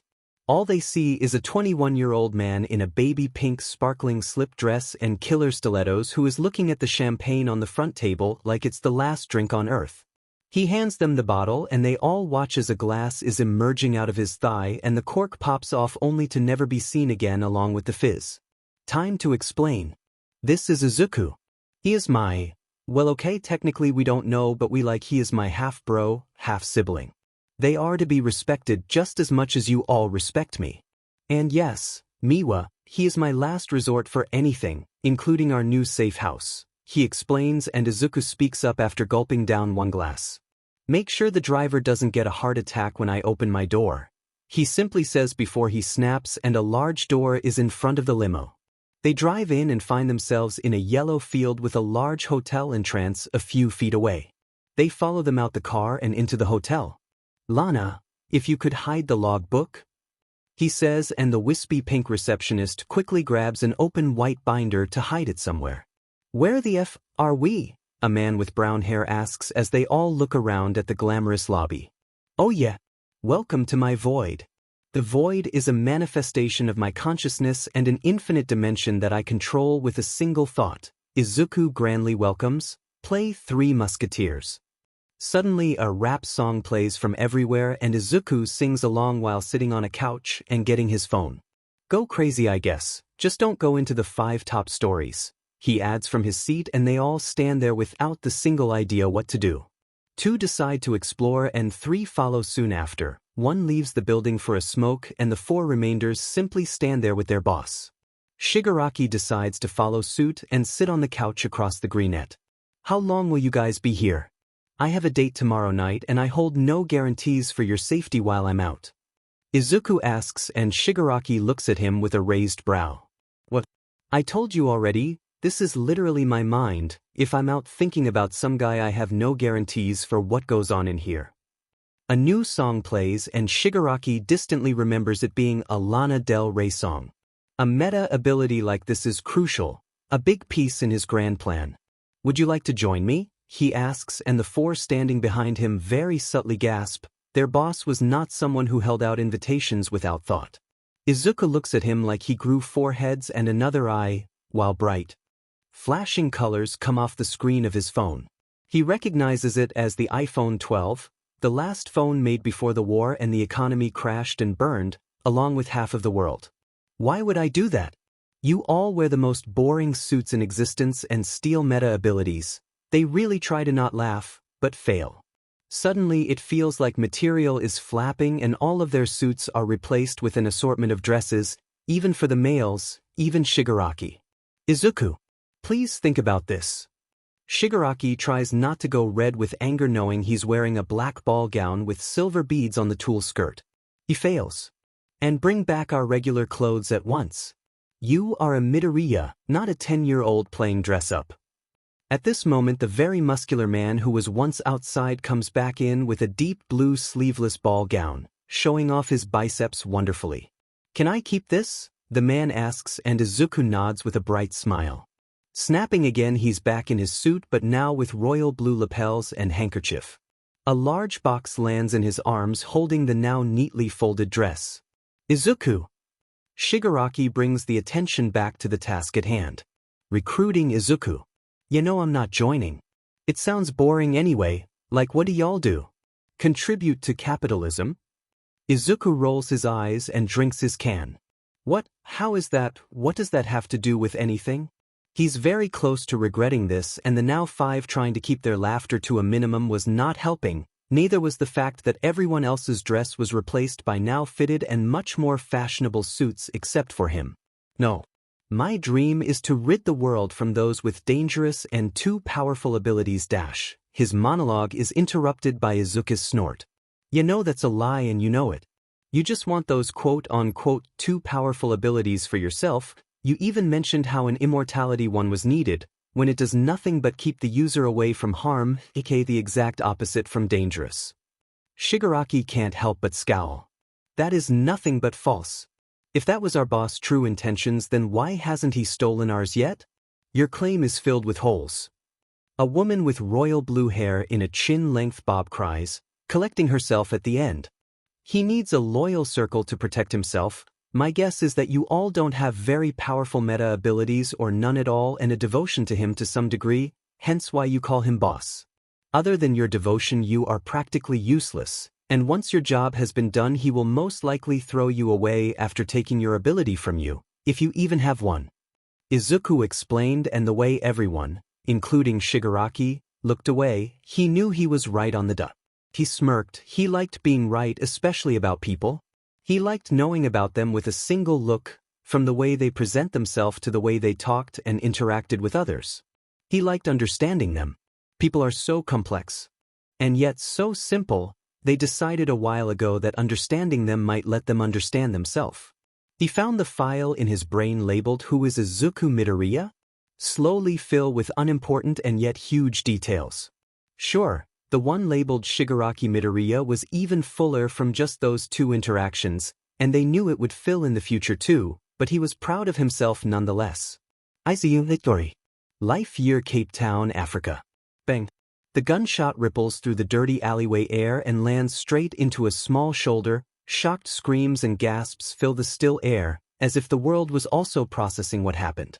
The kid, a small child who hadn't been there when the gun fired, everyone was sure, simply stood in a casual but steady stance like they didn't just get shot and their shoulder was profusely bleeding. They stood for a few seconds before they pounced. Within seconds light feet brought them to the other end, and within a blur of a few breaths all 14 people were unconscious on the ground with the child in the center, not even a single scratch nor bead of sweat other than the gunshot wound which seemed to have stopped bleeding somehow. The tank of a woman they protected simply stared, still in shock. This kid, literal child no older than 10, had both taken a bullet for her and took down 14 people with the grace of a well-seasoned fighter in seconds, something she would have needed at least 10 minutes for. Finally the child looked up and brilliant lilac eyes met her own brown ones, and she knocked out of her thoughts to take a good look at the child. Their long dark blue hair swirls and curls all over their face and neck and upper back, framing their face like some sort of blue lion's mane. They wear an all-black outfit she can't distinguish in the dark night but knows their skin is pale with rosy tints as if they were in winter. On their neck she can barely see a bandage wrapped securely on. They are small and petite and looking very unassuming, yet the 14 bodies on the dirty cement ground scream otherwise, and suddenly a large glob of blood falls to the ground and she rushes over. My name is Athamani Imara. Is identical to Izuku Midoriya. Life Year, Genoa, Italy. He's my bodyguard? A lanky but short blonde looked at them like they were a monument at a museum. Yes, Prince, he will be your bodyguard and assistant for your 3-month-long visit here in Genoa. He nodded softly as the blonde inspected every part of his appearance with golden eyes which he tried not to meet. Luca here is our most esteemed bodyguard and is known as our very own Renaissance person. Sorry, Luca. It's strange seeing one of the biggest Italian mafia bosses apologize to someone 4 times younger, what they think, and look at him with such admiration and adoration. Person? The blonde asks. He's much smaller than both of them, yet gold and silver accessories on dark brown skin, and the way he presents himself shows he has more power than both combined. Yes. Luca goes by both he/him pronouns and they/them. If you do not respect that, I'm terribly sorry, but our agreement will be terminated. The boss now looks his part, chest puffed and voice booming. He had a few streams of gray and brown hair, yet despite being in his 50s he was quite large and was built well, muscular body fitted into a gray suit. No, it's fine. I've heard of the great and powerful Luca. I guess I just wasn't expecting someone like this. Worried. Not in a bad way. It's just when you hear of someone taking down government armies with nothing but their fists you expect something else. Yeah? Okay, yeah, not rude, instead very understandable. Can you talk? The prince asks, and Luca's eyes widen just a bit. Prince Abra. Please. The prince's maidservant says with a small and nervous voice. I can. I just don't like to. Luca states, and even the boss sputters in shock. A small blade ripped against the skin of his throat and the hand gripping his black hair holding him up lets go, letting their body fall to wet cement and their throat spills and flows out blood. For the last time in that life he smiles and it's bloody and toothy and the black eyes look at him with surprise. In the void he would angrily look at his scar on his throat. He writes with lipstick on the mirror and Han sighs.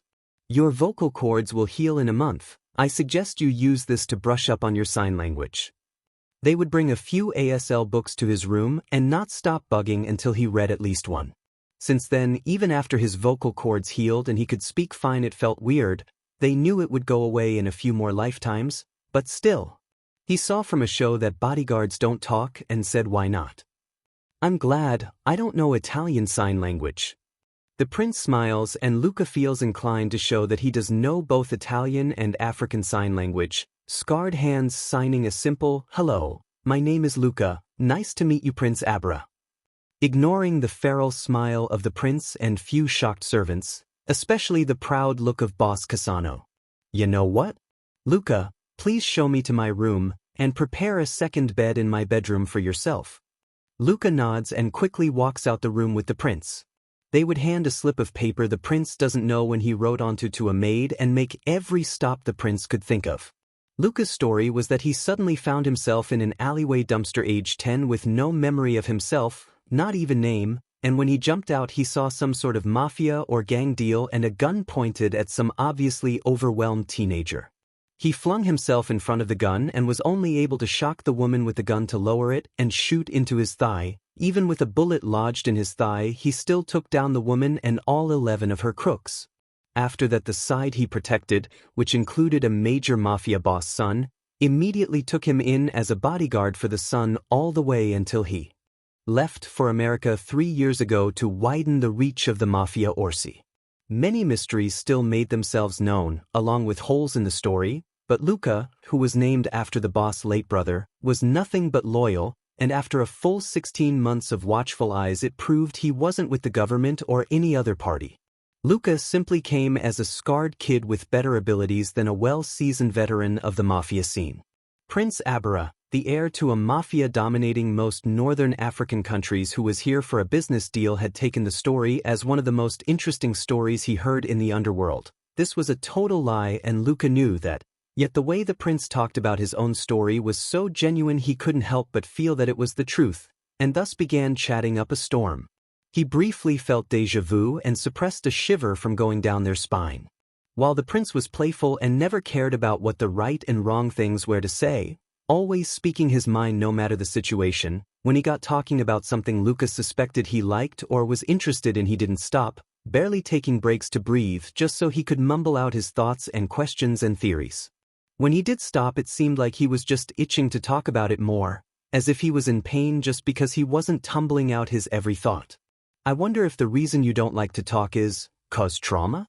It would make sense since usually people forget their trauma but the effects still last, and maybe the first 10 years of your life were so filled with trauma you just decided to run away and forget it? The prince barely realized Lucas stopped, only looking back at them a few seconds later when they were already at the door to his room. Prince, they say as they swipe their card on the hotel room-like doorknob and open the door, showing a large and spacious lounge area. Small gadgets and fidget toys sat on every surface, along with almost every fabric replaced by silk or velvet except for the leather couches, and the room warmer than they remembered it to be, must be the accommodations, they mused. On the same wall as the door was a small kitchen, nothing more than a mini fridge, electric kettle, and microwave, along with a cupboard pantry filled with food just like the fridge. On the right wall were 2 doors, both Luca knew to be as the linen closet and large bathroom. The prince shimmers at the warm room and makes his way inside, immediately sitting on the leather couch and melting into it as he looks around. Can we upgrade the kitchen? I want it to have an oven. Prince Abra asks and Luca immediately nods, pulling out his phone to fire off a text to someone. Sit. The prince demands and motions at the multitude of seats in the comfortable room. Luca sits on the couch parallel, taking up as little space as possible. When people see someone like yourself, someone who makes themselves small and inconspicuous, they soften their guard. A woman with long neon blue hair explains, with cigarette smoke leaving her mouth and her left eye closing, focusing on the dartboard in the dingy bar. They automatically think, oh, this is just a kid, and will stop thinking that you are a threat, which gives you the perfect time to strike. Her dart hits bullseye and she hands him the other two, letting him follow her movements and also strike their dart in the center, mere hairs away from her own red-tailed dart. But you aren't just a kid. Use that to your advantage. She squeezes her hands on his shoulders in a way that's trying to be comforting, but strong and calloused hands give the opposite effect. The prince looks at him like he's at the museum again, scrutinizing eyes taking him apart like a puzzle. This time they meet eyes and the prince breaks it off first, golden eyes uncomfortable under the hardened brown eyes. You know, I still don't believe you were the undoing of SARS, nor the one who has taken a bullet to the lung and survived, not even the one who lost their left hand when they were captured for information. Gold drops down to the left hand covered in a cotton glove while Luca nods. Would you like to see me spar? They ask, and the feral grin is enough of an answer. So, like when you fight, it's obviously something you knew before you lost your memory, and was just going off muscle memory? Or did you remember some bits of learning and use that? He asks and goes back looking around the room, obviously noting the two doors to the closet and bathroom, yet nothing else. Also, where's our bedroom? He asks and Luca stands. They walk to the inconspicuous curtain covering one of the two big windows on the back wall and separate the velvet fabric, revealing a large bedroom. A king bed sits in the corner filled with blankets and pillows, more gadgets on the shelves and nightstand. Other than that, there is just a small twin-sized mattress in the other corner with a small set of drawers next to it. The prince gasps at it. This isn't a bed. This is a mattress. The prince squawks out and looks back at his bodyguard, who tilts their head, making long brown hair fall to that side. I asked for a bed meaning something with a frame and a spring box and mattress. Please don't tell me all of your belongings are in that tiny set of drawers. Luca shakes his head and the prince lets out a sigh, following his bodyguard to where he is leading him, to the door to the walk-in closet. A small sliver in the corner holding his hanging suits, shoes, gloves, and 4 drawers of more casual attire. The area is so small, barely a full foot of suits hanging, and the other half of the drawers are holding more of the prince's clothes. The prince took a careful glance at the clothes in the drawers and looked back at him. No, this is unacceptable. Bring me to the closest mall right now. Prince Aber demands and looks around at his own walls of clothes. Luca nods and fires off another text, and the two are off, out of the compound and in the bustling city streets within a few minutes on foot. The trip went swimmingly, well, up until the very last night the prince would be there. An army hired by the aristocrats swarmed the compound with guns and meta abilities. The only survivors were the boss, Prince, and the prince's main servant Zend, all thanks to Luca, who died after they were safely in the bunker. The last thing they saw from them was him kissing the prince's hand before they sunk into the bunker. They would never find their body. The only thing left behind from him would be their cotton glove they wore on their left hand to cover the mechanics of his prosthetic. Izuku Midoriya. Life year Rio de Janeiro, Brazil. The sunny beach was filled with people, some swimming or surfing in the warm ocean water and most watching the beach volleyball competition on the hot sand. Specifically, people were watching the tall man jumping up and strike the ball with a powerful spike. Eyes will try to follow the volleyball hitting the sand and missing the opponent's hand, but it's just so fast. So instead they watch the muscled figure of the star beach volleyball player in Brazil and cheer at the new points. Izuku would smile at the crowd and they would go wild as his tan skin glistened in the warm sun and his long straight white hair would flow behind him in its ponytail. His coach got mad at him for growing it out, it now just reaching his lower back, but he doesn't care. He came here to learn beach volleyball, not get yelled at for trying something new with his hair. Plus he learned that meta abilities were finally getting some recognition. The percentages were now about 43% non-meta humans and 57% meta humans. While battle was still going strong in most non-first world countries, most others had withdrawn from battle. America was doing what it does best and still being extremely biased, but surprisingly didn't lead to segregation. East Asia had the highest percentage of metahumans and were never really involved in the war except for China and North Korea, so the metism was surprisingly low. South Korea had finally made reproduction between anyone legal and all discriminatory laws were withdrawn. Japan, Vietnam, and Indonesia followed very soon after. In fact, just last year the first methuman president was brought into office in Canada. That one felt good when he heard about it. Izuku Midoriya. Life year Tokyo, Japan. The scenery remained unreachable. And all the pain that never gets warm.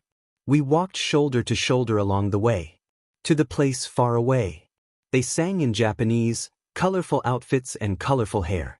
The venue cheered and he remembered back in London, he did like that hair. Being an idol was hard and sometimes suffocating, but he's dealt with worse. Besides, having everyone thirst over him and his group was amusing, along with his fans' reactions to his shameless actions. Dancing was funner than volleyball, but not funner than fighting. Izuku Midoriya. Life year New York, USA. The tiny studio apartment was silent, the only noise was the paintbrush on coarse canvas and paint mixing. Painted and empty canvases, open and filled sketchbooks, brushes, palettes, and paints all scattered around on the floor, the only furniture being a twin-sized bed and shelf. The kitchenette was untouched and dusty. He sat on a cushioned stool and painted on the canvas with precise strokes. It was calm and serene and he hated it. Izuku Midoriya. Life year Kabul, Afghanistan. He pulled the trigger and the gun fired right into the president. The greedy and evil man fell to the floor and they smiled. "Han, I think I'm gonna take a vacation," Izuku suddenly says while watching Netflix. "Where?" they ask as they cut a slice of vanilla cake onto a plate. "Here." He sits up and takes the plate with a thanks.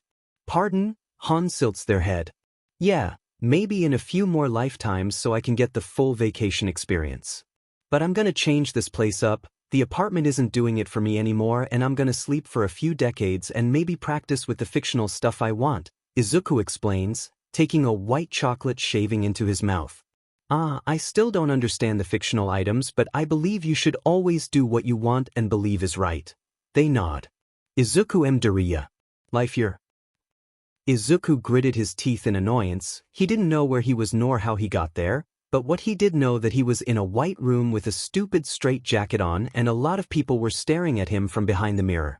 He didn't know how long he was here, but it was long enough for his hair to reach his shoulders. They definitely injected him some suppressants. They were like the stuff in Canada, but shittier, or maybe his body was finally fully immune to every poison or drag. Hopefully not the good stuff, he thought. While he couldn't make his doors super big, just a few inches, not have multiple open, and not have the entrance and exits too far away, he could still make them in no time, and was able to both change their shape and color, which probably only meant he had to work on bigger doors and distances. Anyway, the place SEG. At least they got a kick out of freaking the shitty doctors with their meta ability, especially this one guy who was hardcore Catholic, so anytime he walked around their window they started talking gibberish Italian and make their eyes glow red and random marks like that one demon from an anime they watched recently. It wasn't the experiments that were annoying, which were just drawing blood and hurting him, which didn't do much, only really just helping his pain and torture tolerance. He would heal himself anyway. It also wasn't the bland but room and stuffy straitjacket, nor the long hair and the way anyone could just watch him forever. No, it was the way they never FNG used. Their they them pronouns. Anytime they didn't, which was a lot, he would suddenly point a gun to his head with the use of their meta ability and hear the screams and scramblings before one of them finally realized the only way to stop him was to refer to them using they them there. This led to the question they asked themselves, why can't I just kill myself to get out? And he guessed he could, but a small and loud part of their brain chanted that that was boring and anticlimactic, and if he had no one else to worry about he should devise a super smart escape plan involving a bomb. Which was now why he was gritting his teeth. He now had something to worry about. He wanted to hit himself, to bang his head on a non-cushioned surface and bleed out, since this something was not a person but a rat.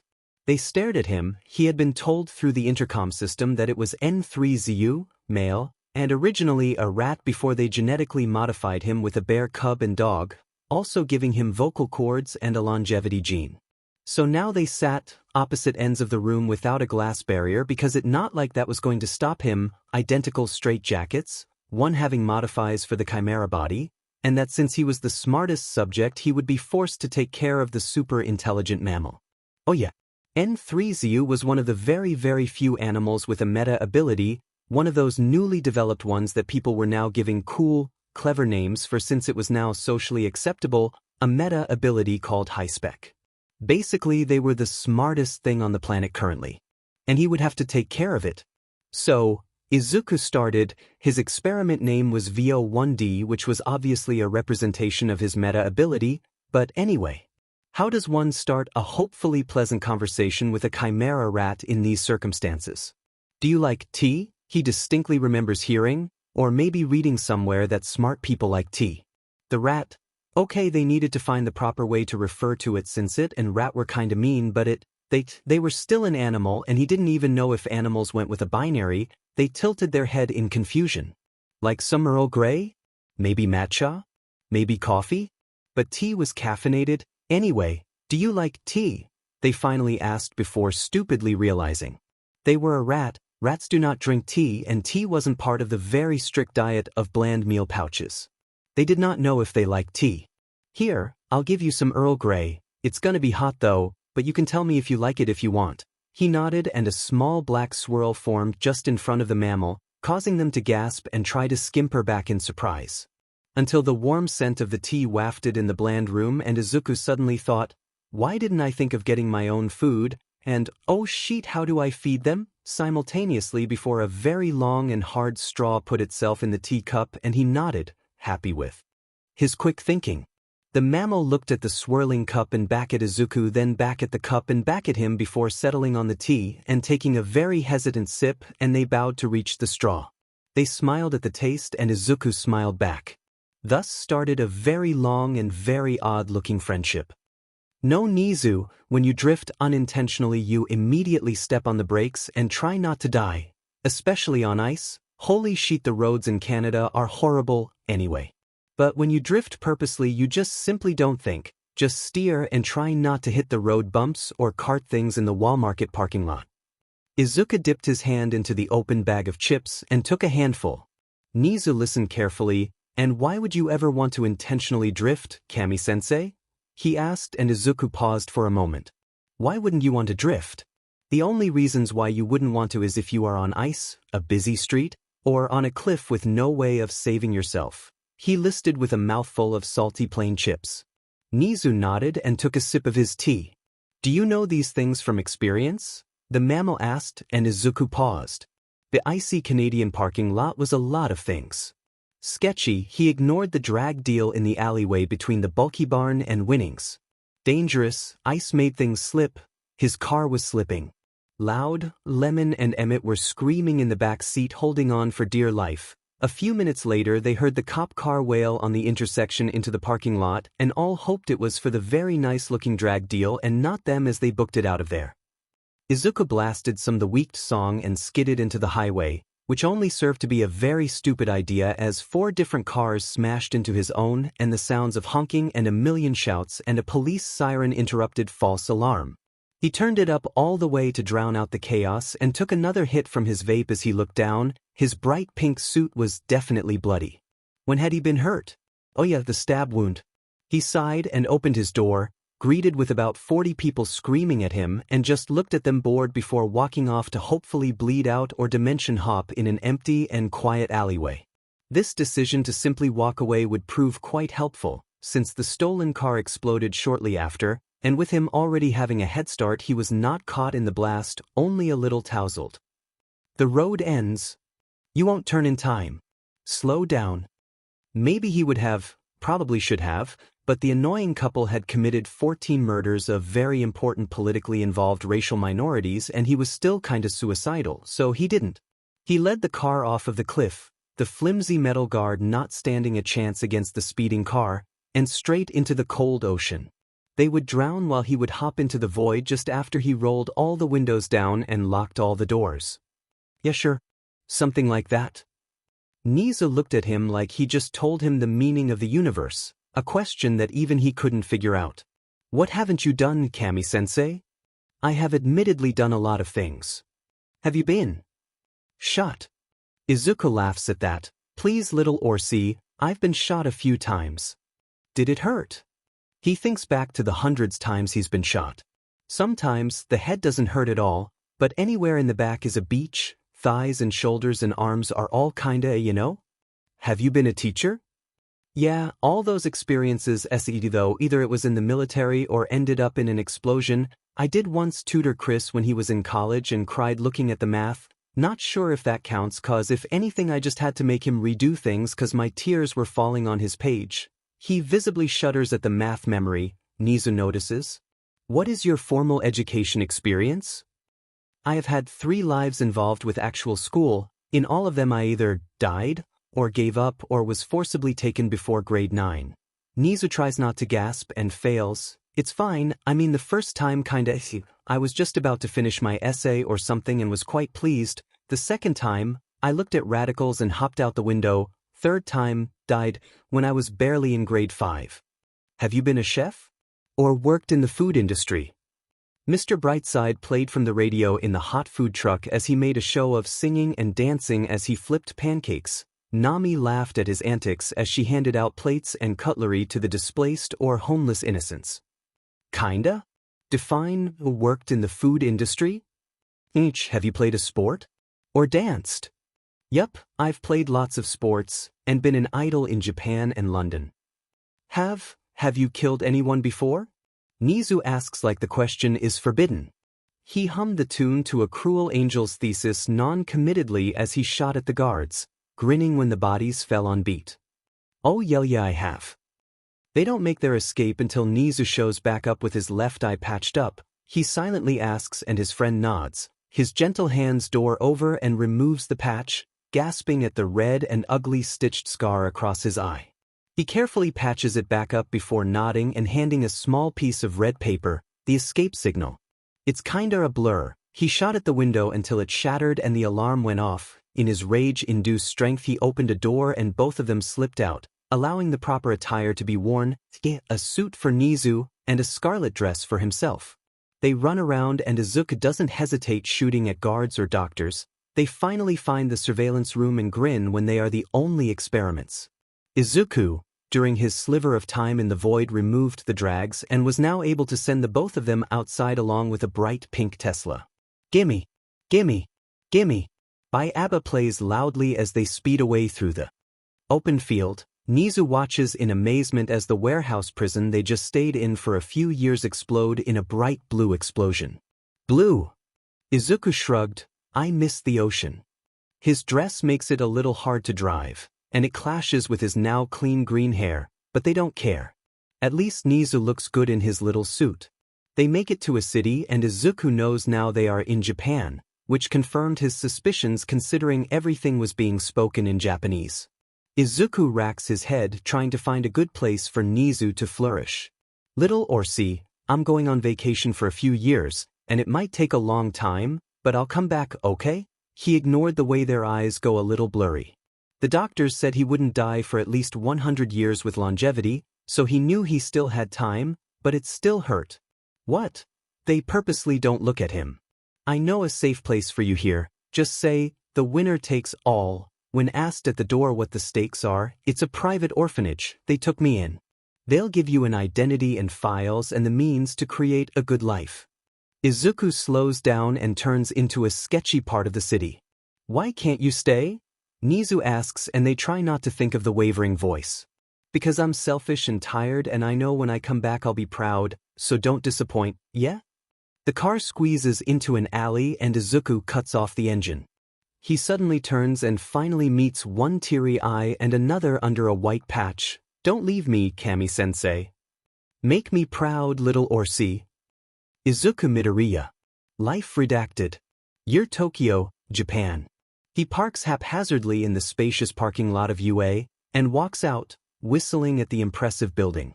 He eyes the security measures under bedazzled sunglasses as they throw the cigarette on the ground and into a door. His car is sparkling and blue and the license plate says B1T147. He had a good laugh making it. Police sirens get closer and he smiles before sinking back into a door. Impressive indeed. He wishes he could talk to his dear friend, but something is of utmost importance right now, so he will just have to wait. Hopefully, his car is enough of a warning for little Orsi.